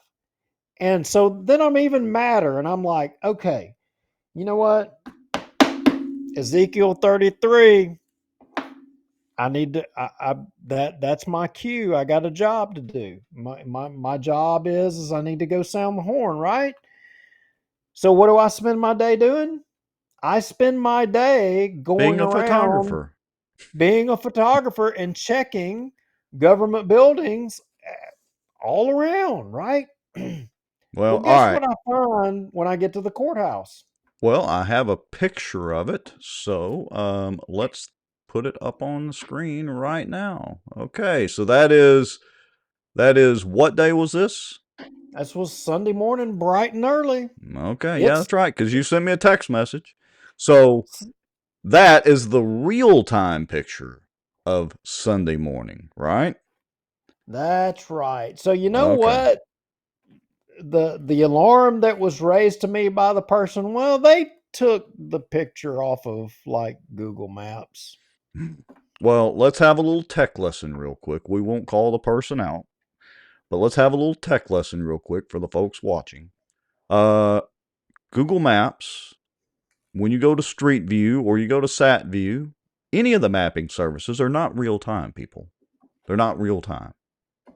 If Duke walks up to the courthouse and stands in front of that flagpole right now or in the morning, you can't go to Google Maps and see him or the Google satellite deal unless coincidentally the satellite just happened to be flying over at the time he did that and took a picture, but they're not real time.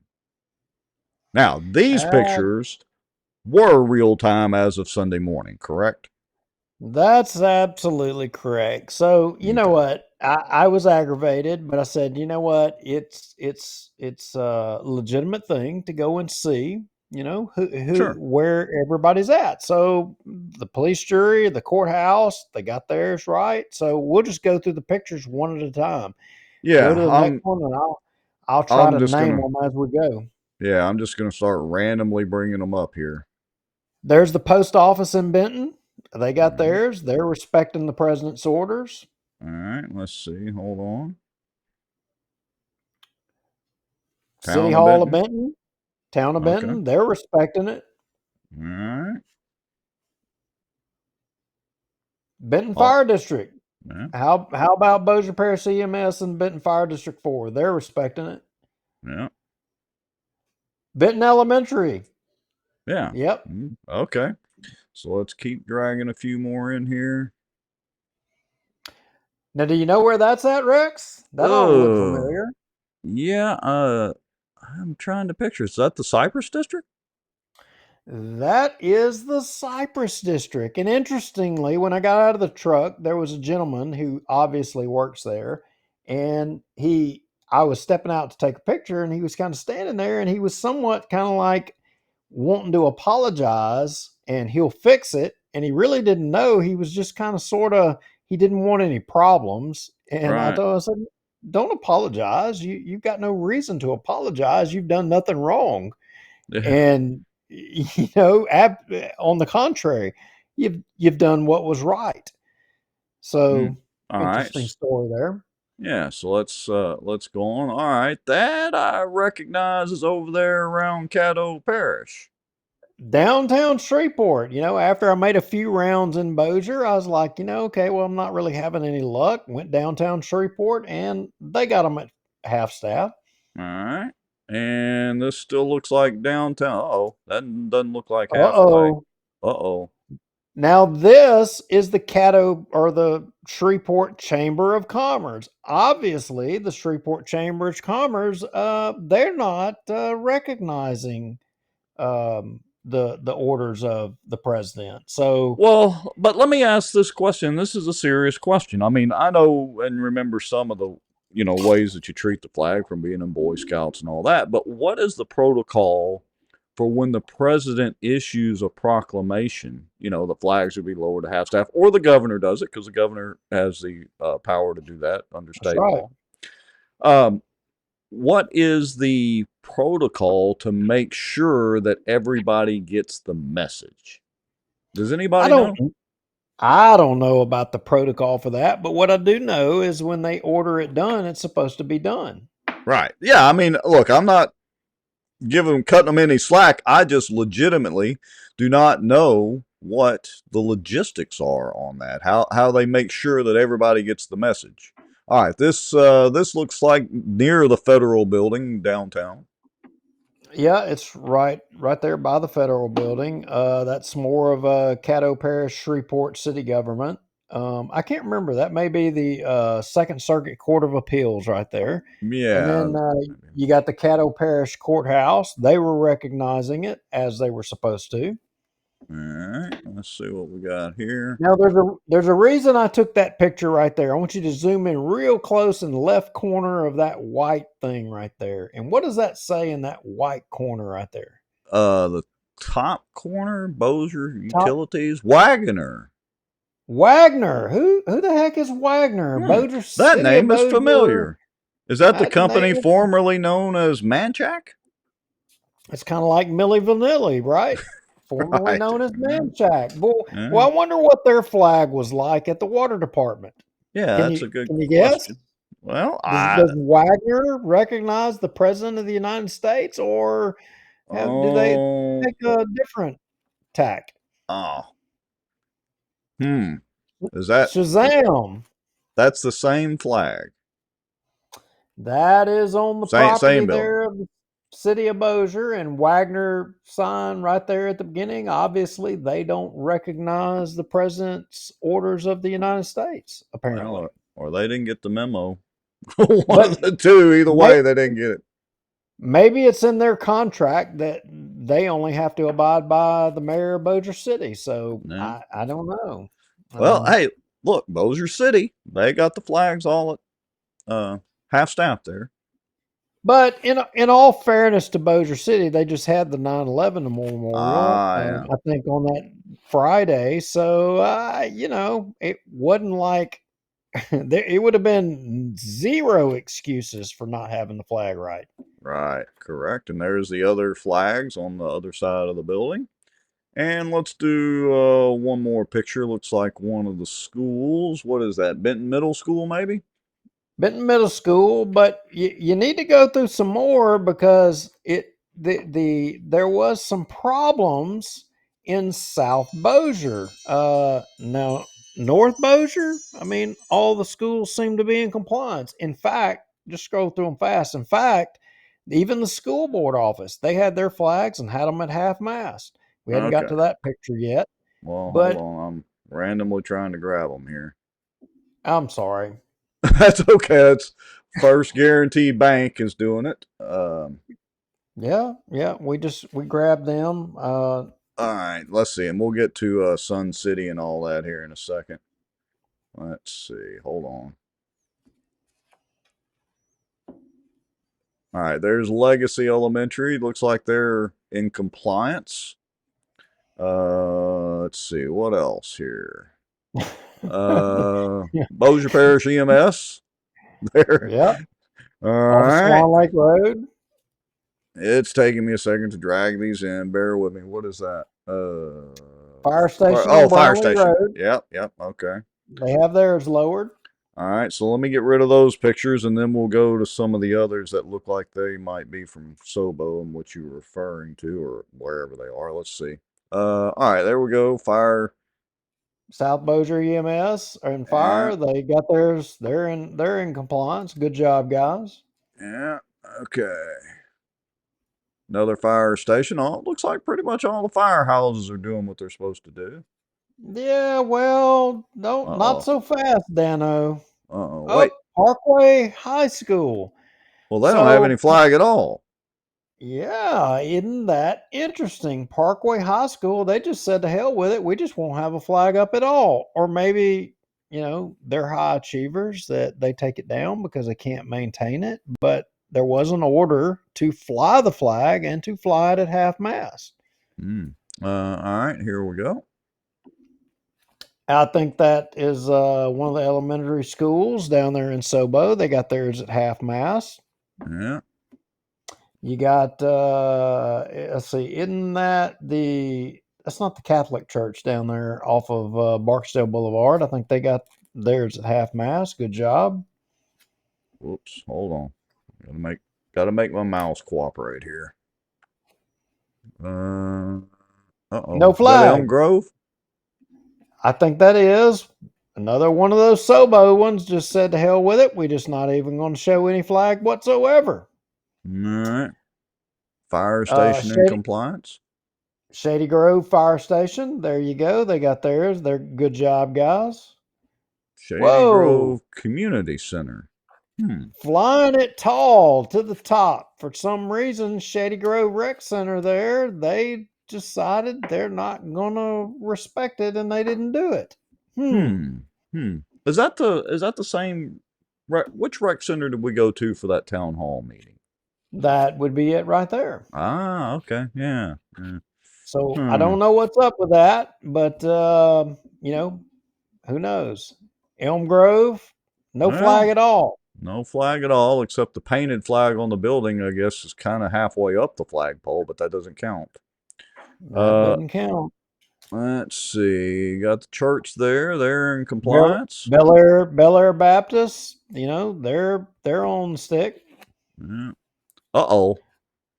Oh, fire station. I think that's number 9 at River Bend there. Apparently, the fire station number 9 in Bossier City is not having any of it.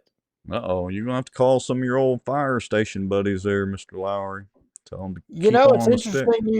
It's interesting you say that, because I did call some of my old firefighting buddies to address the firemen in New Orleans who were having comments that were unbecoming of a public servant in my mind. And I didn't actually get a positive response from my fireman buddies about taking action to hold firemen accountable. In principle, they supported what I called them about, but did they really want to take any action? No, they didn't want to do anything. And I can't tell you how much that breaks my heart, but I can't tell you a lie. It was like they were indifferent about it, and it's embarrassing to me. It really is. All right, Rusty Maddox says schools usually take flags in for the weekends. Our friend Miss Cassie Casario Rogers says there's not a flag up because it's not a business day. There's not a light at the base of the flagpole, which is required to fly it at night. It is only required to be at half mast. If it is up, it's not required to be up. Well, I want to ask Cassie. Cassie, did at the Parkway game, did they get the flag at half mast, or was some people criticizing those young men and folks down there prematurely? I'm just curious. Maybe you can enlighten us on that. There's another flag. No flag at all, right? Yeah. All right. So I think that's all of them in that particular folder, I think. Let me make sure here. Yeah, that's all of them. I think there was one more from Benton Intermediate. Let me show that one, that they did have their flag being displayed correctly. Okay. Yeah. So on that note, the people that may or may not have had a flag, Cassie may be right. She may be, and it goes to the point of maybe there's a legitimate reason why the flag wasn't up, and maybe it was premature to premature to right there to comment and criticize, and we reserve the right in showing these that they didn't have a flag. Maybe they didn't know. We're not saying they did. We're not saying they did anything wrong, but what we are saying is showing what the outcome was. Some people didn't even have a flag at all. Some people had the flag at full mast, had no or well, maybe they had an idea. But well, the presidential order was it 6:30 p.m. Sunday evening? Is that correct? till dark Or till Sunday dark? evening. Yeah, till dark Till Sunday dark evening. Okay. Sunday evening. And like I said, if anybody in the comments knows what is the protocol, how do businesses, government buildings, churches, schools, etc., which would be a local government building anyway, what is the protocol for making sure they get the message? Does anybody know? Just wondering. And the point is you don't use a circumstance like this to score any political points, whether you have a problem with somebody or not. I mean, that's why we went to the federal court, Second Circuit. We went to the Benton courthouse. We went to multiple schools. We went to multiple fire stations. We even got pictures of churches and a couple of banks and different things. And there were others. There were a lot of others. Where I saw the most flags that weren't pulled at half mast. You know where that was, Rex? Because I saw a lot of them, and we didn't show them. It I was have at no idea. It was at private residences at Right. people's homes. Yeah, because they probably hadn't heard. I don't know how you couldn't hear in this world of social media and the information age, but well, maybe they hadn't heard. But what I would say is that if you're going to fly a flag, at least own the responsibility of knowing the protocol and the rules. Knowing the protocol and following the rules. I mean, if you're Right. going to do it, do it. Yeah. So and I want to point out, so Cassie did say she was wrong, that the full mast was wrong. And I do want to point out, in case people are wondering, the difference in full mast versus full staff, or half mast and half staff. Half mast generally refers to stuff on ships. Half staff would be the land-based flags, but they kind of are used interchangeably. So yeah. So, we all had a wild ride here not long ago, and within the last week or so, and if you want to clear all them out, and when you're ready, we'll start at where your cursor is. And we started out here not long ago with the girl on the train, Irina Zaruski. This poor young lady. Yeah. Irina Zaruski. We started out, this young lady, she came here, as I understand it, from Ukraine. And, we know how all not just the liberals. I mean, there's a lot of Republicans that have a position on the Ukraine-Russian war thing. And I'm not wanting to get all of that, because that detracts from the point of this here. But this young lady, for whatever reason, she was here. She was literally working in a pizza parlor, and she was taking the public transportation home, and she was working to buy a car and to get a driver's license. And, as she got on the bus, as many of you know, suddenly, she never saw it coming, she has a knife stabbed in the side of her neck. And unfortunately, just like the Charlie Kirk thing, I watched both videos, and I watched this young lady as the life faded away from her. And I personally have seen it as, as a paramedic and as a fireman. I've brought people into this world, and I've also held people's hands as they faded away, just like she did, as they went on in life, several times. And to me, watching her fade away and slouch in her seat after being stabbed in the neck and fall to the floor. You know, I mean, when I had people in the back of my ambulance that were in this position, you know, I knew what was happening. I held their hands, you know, and the last memories they had was that was empathy and somebody cared about them. You know what I'm saying? Right. This young lady right here fell down in this seat, slumped to the floor, and died. And her last feelings and memories of this world is loneliness, fear, and I can't tell you how much that Well, there's something I can't even describe how that makes me feel. here's the real It's not even human. here's the real problem that I have with it was there were 5 or 6 at least other people on this train, and none of them did anything. Now, it happened fast. I've seen the video too. It doesn't take long. You think, well, it must have taken a little while to stab somebody that long. No, I hate to say it. It really doesn't. And so, you know, it's kind of I hate to use this expression, but the deer in the headlights effect where this happens and you don't literally, your brain may not have time to process it because it was unexpected. Like this person got up and just pretty much started stabbing her right away. I mean, it was just within seconds. So, but the problem is they continued to just stand there. And like you just said, she faded away with this monster standing over her or whatever. And nobody was really doing anything. I mean, at that point, honestly, but they did nothing. Zero, Well, zilch. that is exactly right. And you know, there's plenty of people that made excuses as to why they did nothing, why they just sat there, and that they didn't know what had happened. I mean, they're blind, they're sitting there, they got no clue.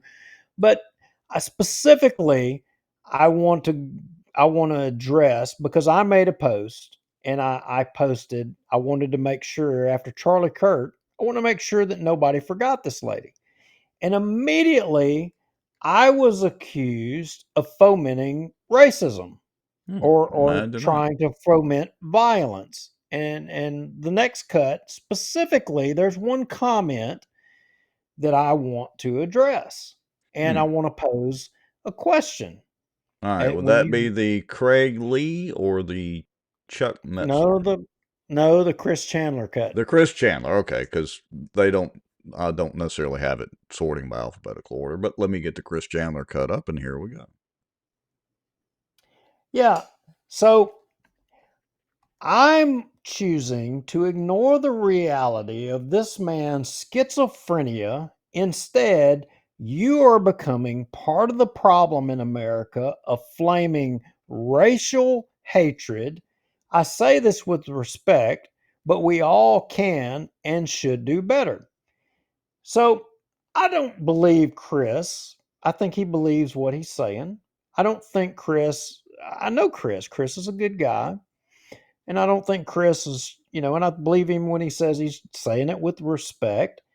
And, you know, I think everybody can do better. I agree with that and should do better. I do agree with that. But ignoring the reality of the man's schizophrenia. So let's talk about that a little bit. And that instead I'm becoming part of the problem, flaming racial hatred. Well, hold I'm on a doing minute. I'm doing that. Did you I'm put on your flaming Klan racial robe? hatred. Did you put on your Klan robe? And were you out there marching?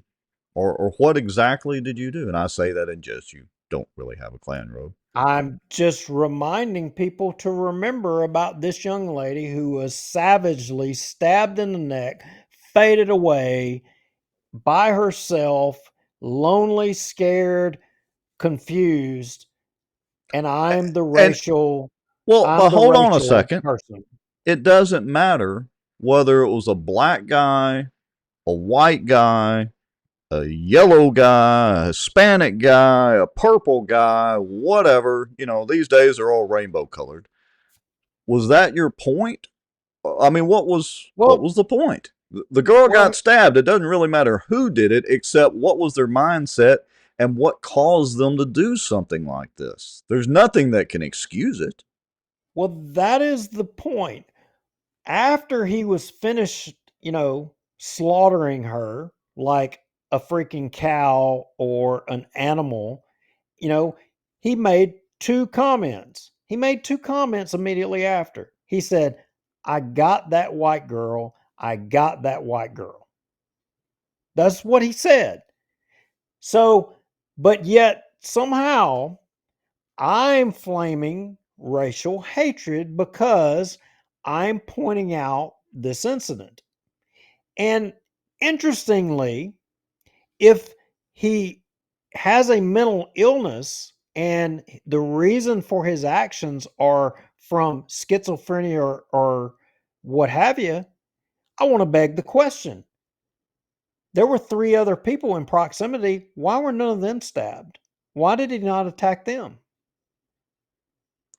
Look, I'm not certainly not.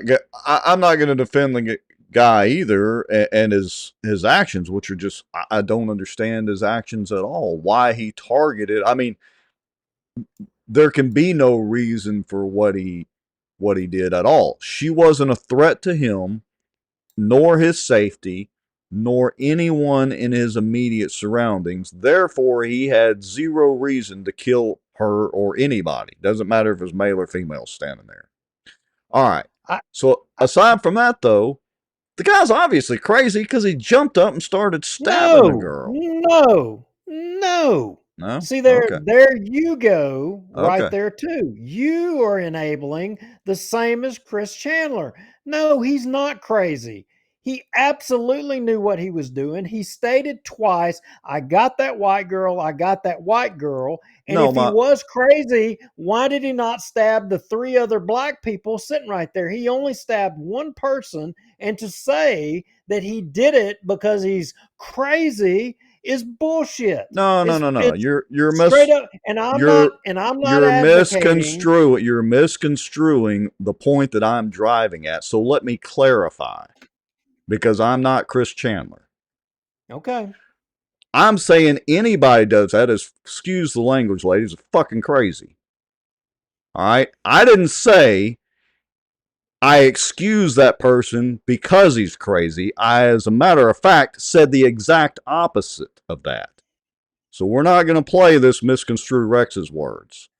And I understand you're doing that to drive a point home. I understand. You said crazy, and you didn't clarify the meaning you were saying crazy. So if you're jumping on the crazy train with Chris Chandler to say that it's excusable because he's part of society that's crazy. I literally just said before that there is no excuse. I said it before I said he was crazy. I can go back and play it. Now, what I want to get at is anybody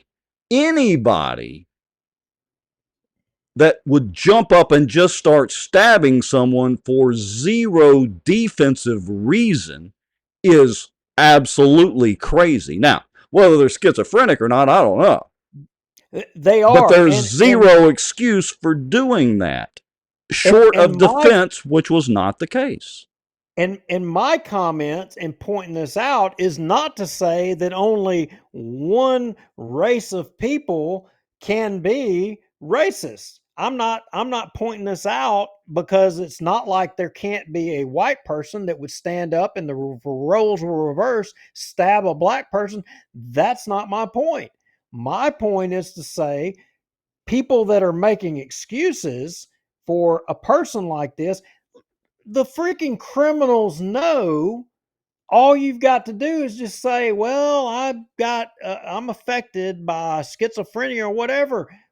When people go to jail, they'll say, well, I'm hearing things, just so they can freaking get out of the jail to get a bus ride, go to LSU I agree, to get an assessment, just so they can see the freaking sunlight. And then they've got it in their record that they're quote unquote crazy, they use that crap. So Was Charlie Manson crazy? I would say he was.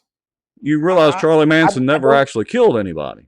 I don't know. Charlie Manson literally never physically caused the death of anybody.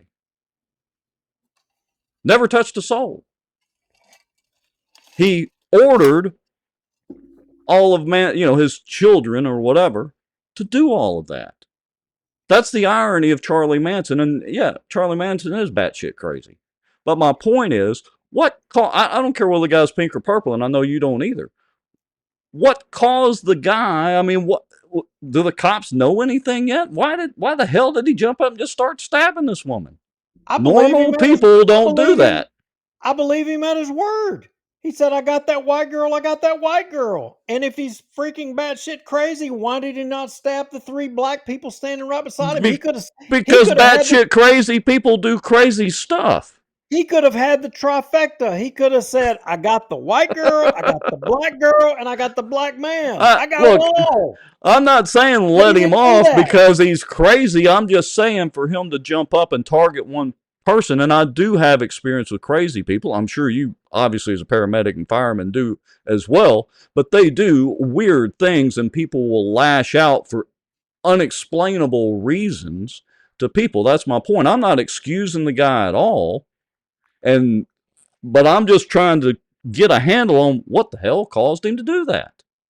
And nobody may ever know. Well, it's obviously because people like me are racist. It's obviously because people like me are racist, and we would point out the hypocrisy that the only person he stabs is the white girl, and he says twice, I got the white girl, I got the white girl. And that's got to be the reason. But wait, you know what? That's not the only hypocrisy that's been going on. Go to the next cut. There is more. See, folks, y'all had no idea. There's only about 35, 40 people watching. Y'all had no idea that we were going to go down this rabbit hole tonight. All right, which one do you want to go to next? Craig Lee. Okay, so let me switch around. And so while I'm a racist for pointing out the hypocrisy in the event in Shreveport, you got this guy named Craig Lee. Now, of course, this is not racist, and he's talking about the Charlie Kirk. I shed no tears for the karma that visits the doorstep of any white supremacist, racist, advocate, lobbyist, whether they are melanin deficient or melanated. Melanin deficient or melanated. Well, the melanin deficient white supremacist racist ancestors of Charlie Kirk threw parties as they lynched my African descendants ancestors. I mean, I don't sense a stench of racism here. Do you? Oh, gee, not at all. I mean, he goes on to say karma is real and history will always be one of my greatest teachers. Then you need to learn your actual history, Mr. Lee, and not saying that none of that happened to potentially some of your ancestors, but that was 150, 200 years ago. Number one, didn't happen directly to you, and unless they're coming back from the grave and visiting you, it has no direct effect on you. I would go back to one of Charlie Kirk's, famous lines, which I have said for years and years and years, which is, name me one law in this country, even locally, because they've pretty much all been purged out decades ago. Name one law that holds anybody back. Oh, and don't forget your history, that the Africans actually sold the slaves, sold their brethren to the English and all the other countries that bought the slaves and sent them over here. And no, I don't agree with slavery at all. So, hopefully nobody will take this out of context. But I'm just saying, if you're gonna talk about history and you're gonna post about history, know your damn history, the whole history. Yeah, but I mean, speaking of violence and all that kind of stuff, and of course, I'm flaming racial violence. I mean, let's go to the next cut. I mean, you got, this is in our community, folks. All right, which one is this? Is this Mama Bears? Mama Bears? Okay, hold on. All right, Rex, you read this. You hadn't seen this before, so you read this and you tell me your interpretation right here. Okay, so Charlie gone now. We waiting on a mama bear. Huh. And that's here locally? Caddo Parish, over there where they have that radio show? Yeah, that's right. The Mama Bears was that group that was calling out during the sheriff's race over there, and this Johnston Constidius, Emporium MJ, and Craig Lee, and all them were big on the sheriff over there and helping getting the sheriff elected. And you got this guy saying Charlie gone now. We waiting on the Mama Bear. What's he trying to say right there? Huh. I mean, without full context, I can only say this at first glance. Well, if you equate what happened to Charlie Kirk and now waiting on, the way I read it, the same thing to happen to a mama bear. I mean, is the sheriff going to draw that same conclusion? I would be willing to bet my wallet no way in hell he's going to do that. And why would he do that? Why would he not draw that conclusion? I don't know. Maybe it's because it's okay against a bunch of white melanin deficient racists. Maybe that's the conclusion. I don't know. So, moving on, interestingly, the left, it's like it's almost as if there's a playbook somewhere out there. There's a playbook that says to leftists to automatically, when something like this happens, you accuse, conservatives, right wing, or MAGA. It's their fault. It's one of them. They're the ones. They're the people. Yeah, hence Jimmy Kimmel. And in fact, for years, someone in my posts has always come forward and done exactly that, and this time was no different. In fact, if you go to Chuck Met's cut, the first one there, he does exactly that right out of the gate. All right. He says, hey, Mr. Michael Duke Lowry. Oh, my. Let's look at Tyler Robinson, Charlie Kirk's alleged killer stats. He's white. He's Christian. Dad is a cop. Scholarship student. Gun-loving family. Republican family. Lives in Utah. Dressed up as Trump on Halloween in 2017. Now let's watch MAGA contort itself to turn this kid into a gay, trans, DEI-loving, pro-abortion, liberal soy boy. I didn't know that Chuck was such a soothsayer.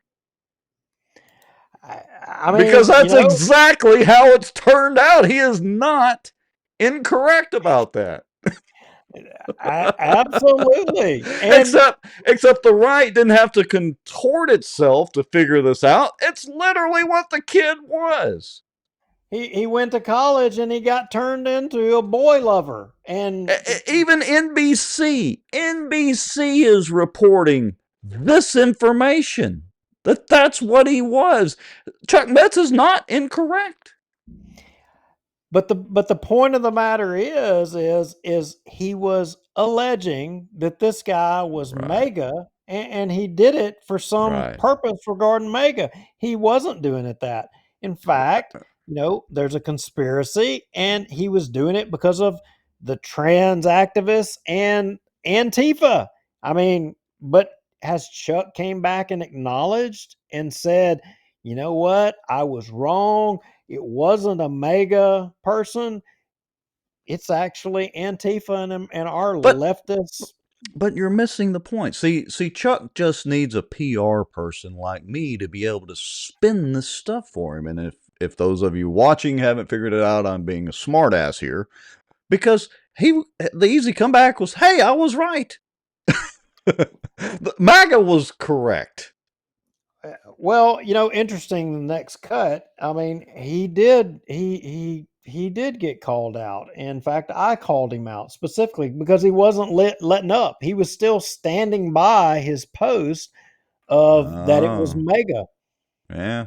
So, yeah, I know it's a little small and kind of hard for everybody to read, and I can't blow it up too big, but the basic premise of that cartoon is that the kid was real right wing and all that, which, as we know now, based on the evidence, not true, including his own family and friends have said, which his own family and friends apparently were pretty right leaning, at least his family was and all that, but he was like the outlier and all of that. This kid, according to all the sources now, was very far to the left. Had whatever tripped his trigger several years ago, in case you haven't known, for those of you that hadn't paid attention. So the point I'm making with all of this with folks and to show y'all is that a lot of these left-wing radicals like Chuck Metz, he has been one and has been one forever. I think he is a participant in Antifa stuff, which is now a terrorist organization, by the way. But he later comes back in one of his other comments and he starts trying to walk it back and moderate it a little bit, and to the point of saying nobody knows why or the beliefs, while calling, and in the context of that, calling Jeff Gray, somebody else who posted in my comments, he's calling him a Nazi while he's basically doing it. But my point is these people on the left, they immediately know to start calling and framing things, that to their benefit right out of the gate. Yeah, they look, start doing that. Look, I'm going to do the counterpoint for a second. And so bear with me, everybody. Both sides do that. I mean, we've all called Obama the Antichrist or whatever. Pick your term. So both sides do this. But the key difference is the left side claims to not be violent, but they end up being the most violent. Here's an interesting thing for you. Wait. Let me finish this. Here's some hypocrisy. Then you can counterpoint me. Has anybody heard a big anti-gun movement since the Charlie Kirk massacre, shooting, murder? You always hear that. Oh, we got to get rid of the guns. We got to get rid of the guns. Has anybody heard a left-leaning push to ban, what do you use, 30-06? To ban 30-06s? I did see a post from one of those liberals, leftists. They were trying to spin the narrative, but it's too far gone. They can't even get any traction on that. I mean, since the kid ends up being a leftist, trans-loving, liking, whatever his deal is, whatever all that is, and he used a gun, used a rifle, bolt action, to murder one of the stars of conservatism as we define it and Christianity. Are they going to have to start supporting guns now? Because they're supporting a lot of them, not all of them, but a lot of them are cheering on at least the murder of Charlie Kirk, or seem to be. Are they going to start cheering on 30-06s now? Oh yeah, that's right. I mean, but look, the left, they've went out trying to contort everything, and just like they initially started, alleging that this guy was the MAGA, they said, well, just like that representative or senator from Michigan or wherever up there, Melissa Hortman, and I have a link in the comments. I can't articulate best on that subject, except that for the person in this link, that they articulated the circumstance regarding this best. And I think we should play that video and let's let everybody listen to it. Let's listen to what was actually the circumstances regarding that. Yeah, the guy may have been registered Republicans, but Antifa and those people, they know and they pre-plan to go register and take the action of whatever it is they need to do to be able to enable the media to say that it was a conservative or Republican or left wing. They planned that. January 6th, there were identified Antifa and BLM people wearing MAGA hats. They went there with the intent to incite stuff so that it would cause conservative and help gin up the crowd. Yeah, and cause the media to be able to blame MAGA. And not just that, and let me know when you're ready to play this video. But not just that. The narrative has been people died on January 6th. There is only one person that died on January 6th. That was Ashley Babbitt, a former, I think, if I remember correctly, she was former Navy. And she was shot, I think it was by one of Pelosi's security guards. That's the only person that died on January the 6th. There was Don't forget another. that. There was another female that died downstairs. Boyles or Boys, I can't remember her name, but she did die. There was one person that had a heart attack or something. Correct. Well, there was a security guard that had a heart attack, and they said that was later on, way late. He didn't die. That's correct. That's correct. Yeah. I think her name was Boys or Boyles or something or another. But let's listen to this cat right here talk about this case. Again, they blame Mega for this, but listen to this guy because everything he's saying is 100% true. So in the last couple of days, I've gotten a few DMs from some wokety woke folk on the left, and they have said the exact same thing. What they've said is this: why is it that when one of your own is executed, you care? But when it is not one of your own, or a leftist, a Democrat, you don't seem to care? Why is it that when a leftist is the one doing the assassinating, you care, and when it is one of your own doing the assassinating, you don't care? And they're alluding to this case right here of Melissa Hortman and her husband, who were both assassinated in their home by a man pretending to be a police officer who showed up at their door. Now, here's the thing about that case. I don't know if y'all noticed, but the case didn't stay in the media for much longer than once they actually figured out who did it. Because it turns out that the man who did it was actually employed by Minnesota's government, appointed, or at least twice appointed, by Tim Walz. Appointed by the governor before Tim Walz, and then by Tim Walz himself. That is on record. So this is one of his guys. Also, Melissa seems to have been targeted not too long after she had voted in opposition to the Democratic Party on a very specific policy about health care for illegal immigrants. See, that's why we don't make this comparison. Because if we really wanted to bring this case up, then it points right back to the very same place. See how that works? Interesting. So you don't hear the leftists saying that. What they say is the guy was registered Republican and he was MAGA, period. And not enough people on the right are informed. They don't know the details of it because they haven't put those details out there. I mean, that lady was ridiculed because she disagreed with using public, resources to pay for illegal immigrants, and she voted against her party on principle, and then she was assassinated by this person. But yet it's leftists. Oh, it was some mega person. No, well, that's not true at all. Again, it's context, full context, and knowing the full story. And I don't want this to sound like a cop-out.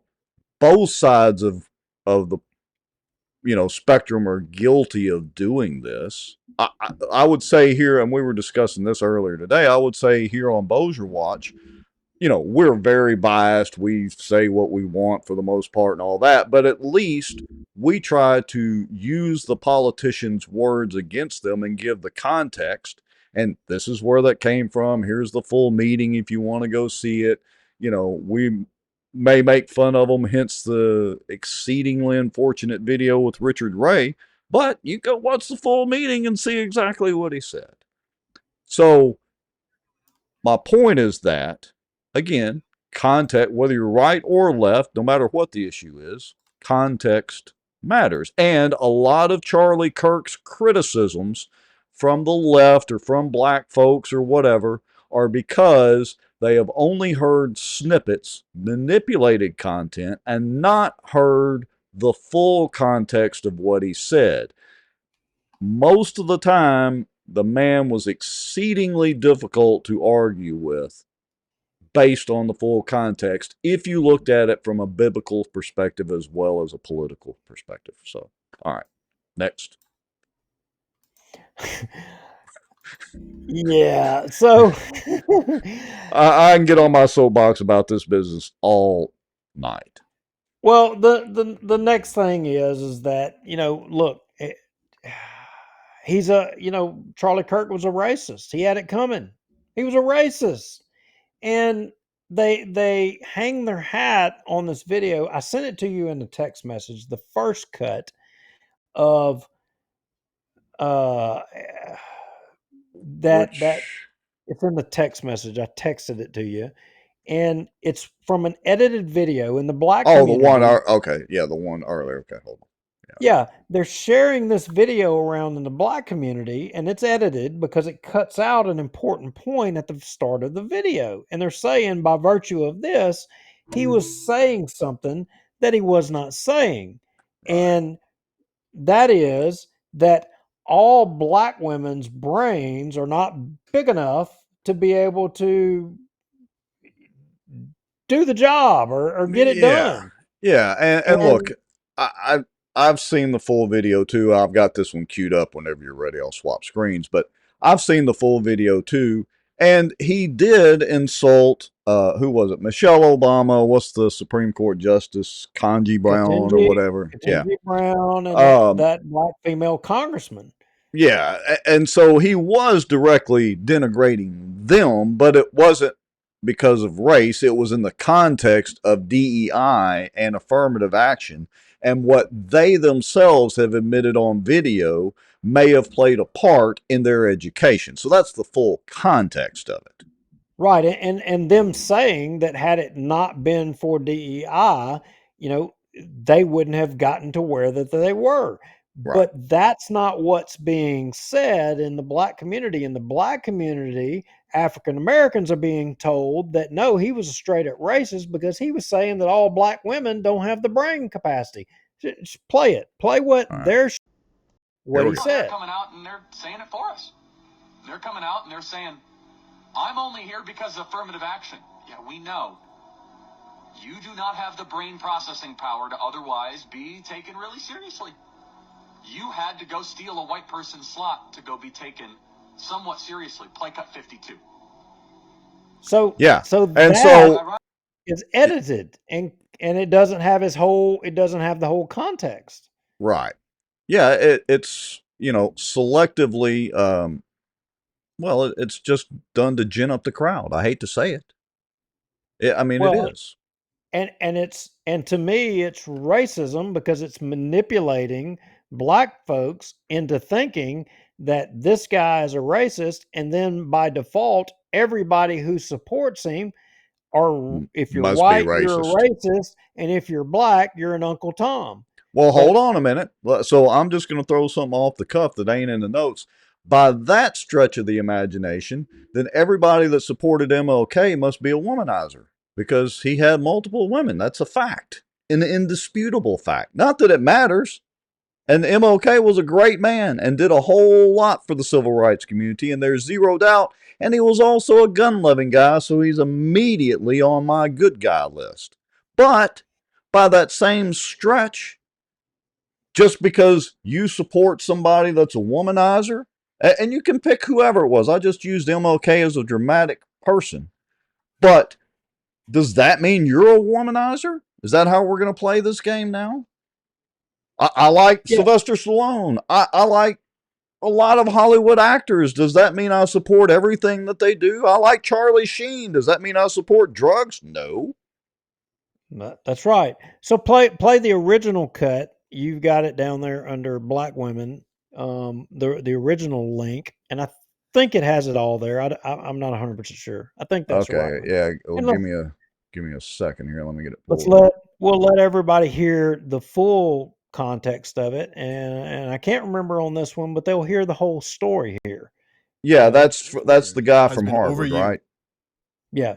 Yeah, okay. Give me 1 second. Let me click a couple of buttons, find the right button to click. Okay, and let me adjust the screen just a little bit to make it look better.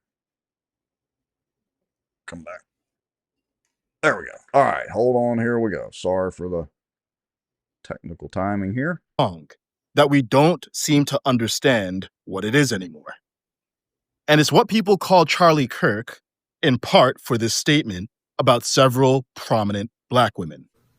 In fact, you know, if we would have said 3 weeks ago, Blake, if we would have said that Joy Reid and Michelle Obama and Sheila Jackson Lee and Ketanji Brown Jackson were affirmative action picks, we would have been called the racist.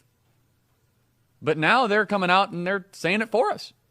They're coming out and they're saying, I'm only here because of affirmative action. Yeah, we know. You do not have the brain processing power to otherwise be taken really seriously. You had to go steal a white person's slot to go be taken somewhat seriously. Was that rude and insensitive of Charlie? Yes. Was it a counterproductive personal attack? Also yes. Was it racist? No. The Oxford English Dictionary defines racism as prejudice or discrimination based on race, or the belief that some races are inherently superior. Out of context, Charlie's statement can sound racist. And here's the context. Charlie was talking about affirmative action policies. He was responding to a series of admissions by several of those black women that they benefited from affirmative action, including this one. Rise today as a clear recipient of affirmative action, and particularly in higher education. I may have been admitted on affirmative action, both in terms of being a woman and a woman of color, but I can declare that I did not graduate on affirmative action. Michelle Obama wrote of her college experiences, I sometimes wondered if people thought I got there because of affirmative action. I went to Harvard, and I've often wondered the same thing. I even had a white liberal, who I knew, throw that in my face. And it's a rational thing to wonder. Charlie voiced the doubt that many were afraid to admit. In a system that factors in race, people will wonder if race is a factor. So if Michelle wondered if people had doubt, wouldn't it be reasonable to expect that some people did have doubt? Now, look, you might think the upside of affirmative action outweighs the downside. That's okay. Charlie disagreed. And here was his mistake. By attacking the intelligence of those women, he made his point in an emotionally unintelligent way. It was racially insensitive. Charlie was a white man commenting on specific black women. So there's a higher chance of him coming across as offensive and other black women feeling defensive. That doesn't mean he can't speak. It's just a reminder to all of us that what you say matters and how you say it matters too. And it wasn't racist. He didn't say they were unqualified because they were black. He said he thought they were unqualified and speculated they were elevated because they were black. And affirmative action policies create the conditions for that speculation. He attacked specific individuals who he thought benefited from a race-based policy. He did not imply that their race made them inferior. Which brings us to our bigger problem. Charlie was just killed. People are celebrating his death. His comment was insensitive, and celebrating death is inhuman. That would be true even if that statement was racist. But that's the problem with social media. An insensitive sentence gets called racist. And then racists get the death sentence. Then people rush to explain, I don't condemn violence, but this is why I'm not bothered. We should all be bothered. We think we know the whole truth, but we don't. Algorithms give us news that confirms our views. So people don't see the Black Leadership Summits Charlie organized. They don't see how he had Black allies who he listened to when he made mistakes. Social media is warping our reality and our humanity. A bad argument doesn't make a bad person, but we exaggerate the bad and explain away the good. And now, many are celebrating the death of a man they're certain they understood. So, Shall I take that first? Rock on, bro. So, I almost 100% agree with his analysis of it. I do agree with his analysis, of course, of the Charlie Kirk part of it. That's quite obvious. But the problem is not social media. It's just not. And even if you make the argument, which he is correct, that the algorithm is a confirmation bias loop, okay, and it's designed to be that way for the most part, it's going to feed you more of what you want. You want to see more. If I want to, right now, my feed on YouTube and Facebook is full of political stuff and Charlie Kirk stuff.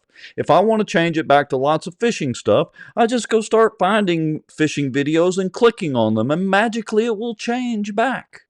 So you get this feedback loop. He is correct about that. But the problem is, I can't blame all of the actions of everybody doing the things that they do on social media, just like we were getting a little bit sideways on the girl in the Subway Deals murder. Because the problem is, at some point, the people that are watching social media, whether they're perfectly sane or crazy or not, they have the ability to process thought. And they should know, wait a minute, this guy really say this? What the heck? Because that's what I do. And I go start looking for more of it and figure out the full context. Whether it's somebody I agree with, 99% of the time, Charlie Kirk or somebody like that, or even if it's somebody I don't agree with. Did Obama really say that? Is that really what Hillary Clinton said? Is that really what Rush Limbaugh said? I go search it out, and that's the problem, not the social media. And that's a problem whether it's social media or whether it's mainstream news. Yeah, I agree, and I think that the problem is with the people, and I say that, and I was touching on this earlier with Chris and Gary. I think it was Gary, right, that were on the show, and that the problem is that the time to have fought carbon, CCS was during the legislature, but people weren't doing their part and they weren't paying attention. The same as right now. We have allowed society to get sideways because people have been content. They're happy. It's not directly affecting them in their home. And then and I hate to say this the way it is, now you've had to not watch, and this is really more directed towards the conservative Republican side. You've watched Steve Scalise get shot. You've watched Trump get shot. You've watched a second attempt on Donald Trump, and you've watched this young lady get stabbed in the side of the neck. And then now you watch Charlie Kirk get shot through the side of his neck graphically. And now some of you feel motivated to pay attention. Stop and think about that. Stop and think about this is what it has taken to get the attention of people to want to pay attention to some of this crap. And okay, but let me interrupt. Pause for a second. Hold your thought. We talked about this from Tuesday night, and we've talked about this before. And this is going to sound nuts, and I hate to classify everybody into basically two groups. So I'm going to say this generally. There are a few exceptions to this rule, but it's the old adage of there are sheep and sheepdogs. When Michael and I got there, we're literally standing in the back purposely, and we're checking out everybody there and how many Bossier cops there are, how many sheriffs, where are the firemen. We're checking out the route. Not that we had expected anything, but I do that when I go in a restaurant. Are these tables and booths bolted down to the floor? These thoughts literally go through my head. My wife knows I sit facing the doors or the entranceways, always in a restaurant. My point of that is, not everybody thinks that way. Not that that would stop me from getting shot or getting killed, but at least I'd have half a second of preparation. All right? The same thing applies to politics and everything else. We think a certain way, and a lot of the people that are still hanging out with us think this way because we are immersed in the politics all the time. It's what you and I both love, one of the things we do, and we see it differently. The vast majority of people just do not. And those are the people that have now graphically seen it and are seeing it saturated in not just social media, but the news as well. And they're starting to pay attention. It is a completely different mindset. And it goes back to, and I've said this before, I'll make it brief. The one thing that I took from the Star Trek movies, I'm not a big Star Trek person, but one thing I took was when Spock told Captain Kirk, we can't discuss me dying and going to the planet and coming back because we have no common frame of reference. And Kirk told Spock, you mean I'd have to die before we could discuss this? And he said, yes, that's correct. A lot of people have no common frame of reference because they're not engaged in the politics like they should be. And that goes right back to what we were discussing earlier with Gary and with Chris. Most people are not engaged in this like we are. Well, they are not engaged, and a lot of people, me myself, it's like I started out and I said that I wanted to cancel the Tuesday show and I wanted to go to the prayer vigil, because one of the things I struggle with is I hate to say it, but vengeance, because I was so mad. I want vengeance, right? And I'm struggling with it. But at the same time, I also recognize, and a lot of other people struggle with that. And, some people are like, as a Christian, you know, I'm taught to love, that's what it's about to be a Christian. And they're right. But the Bible isn't solely, in fact, everybody has a role. And when we start talking about people and you paying attention to what's going on in your community, I take the position that everybody has a responsibility. But specifically, in the Bible, it lays out exactly, and we've talked about this before in a previous show because we've akined our role and what we do. And I by no means say that we do it perfect. I mean, I'm as flawed a human being as there possibly is, and we're doing the best we can through what we do with this show. But I think it's everybody's role, and I think the good Lord puts certain roles on people, and I think one of them is the role that's placed on us that's described in Ezekiel 33, and it's talking about the watchman and sounding the horn. I mean, we try to akin that what we do is sounding the horn. I think additionally, you know, it's kind of everybody's responsibility to be the watchman and to sound the horn, but so many people are asleep and they don't sound the horn. And specifically, it says in there, if the horn sound and you ignore it, the blood's on your head. But if, you're the person to blow the horn and you're not doing your job and nobody hears it because you don't blow it, then it's going to be on your head. So yeah, I agree, but I go back to, and you're correct, but I go back to the thing that most people are just going about their lives. They're waking up in the morning. They're worried about whether their kid's going to be thrown off of a school bus because the teacher couldn't watch a movie or the bus driver couldn't watch a movie or whatever the deal is. I'm being a little facetious there. They just want to worry about that, going to the job, coming home, maybe getting their kid to ball practice, that sort of thing. And I agree with you that unfortunately a lot of people have been way too asleep at the wheel for far too long. And the problem is getting worse. And I would argue probably going to get a little bit worse before it starts to even resemble getting better, unfortunately. I'm not a pessimist. I'm always an optimist, but I look at it as the glass is half full, not half empty. That means half of it's gone, one way or the other. Yeah. So I'm about ready to wrap this up myself, and I'm gonna leave and give some folks some encouragement. Romans 12:17-21, Exodus 22:2-3, Luke 22:36-38, Romans 13:1-4. You want to get a little bit of guidance on how you should be feeling and as a Christian on today in these times.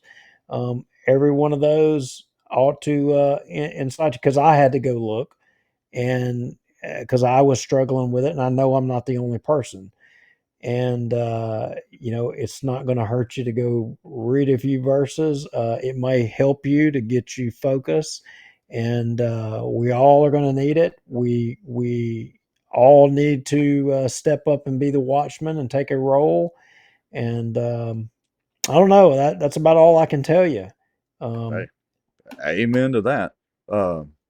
And look, I realize we've still got, I don't know, we've still got 35, 40 people watching now, unless Facebook and all them are starting to cut us off. But we appreciate everybody watching. This wasn't really the normal show, at least this part of it. We got a ton of stuff to talk about from Benton, but this part of the show, to me, was far more important than the drama that, a little bit of drama that's going on up there in Benton, because this is the soul of our nation.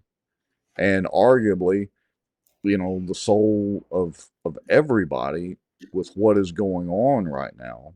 And we just need to have these discussions. And Duke, like you said, Tuesday night was not the night for us to discuss this, because it would have been a far different show, even Tuesday night. It would have been a far different show. Yeah. As we've had a few more days to reflect on it. I can't think of. I want to close the show out. Two links above your cursor there, Eric and Charlie, and I want to play this video. And I want y'all. This to me is Charlie Kirk. Yeah. This to me is Charlie Kirk, and just. Yeah, well, I mean, if anybody watched the video of Erica, I could immediately sense the anger with her, and I think this is a great choice, Duke, because when you see this video, you'll understand why this woman was understandably sad, but she was also very angry. So, yeah, we'll just play this one and we'll roll straight out of it. Good choice. All right, here we go. I'm not going to be able to focus sitting this close to him. Hi. You ready? What? Hello. I'm not going to be able to focus looking right at you. I'm just going to be staring at you. Hello. Wow. Ready, Terrell? Hold on. We're rolling? We're not. All right, you'll be switching. All right, I'll count it down. Wait. I'm kind of nervous, you guys. She's nervous, which is why we must get going. All right, we ready? No. Yes, sir. Okay, 3, 2, 1. Hey, everybody. Welcome to this episode of The Charlie Kirk Show. You're going to have to do it again. Introduce yourself. Is that what you're going to say?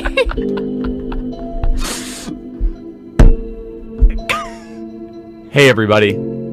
Welcome to this episode of The Charlie Kirk Show. You're so handsome. I'm engaged. Would you like to introduce yourself, or should I introduce you? This is mortifying. How would you like me to start? All right, we'll try it again. Hey, everybody. Welcome to this episode of The Charlie Kirk Show. Joining me is the most special guest, my fiancée, Erica. Welcome to The Charlie Kirk Show.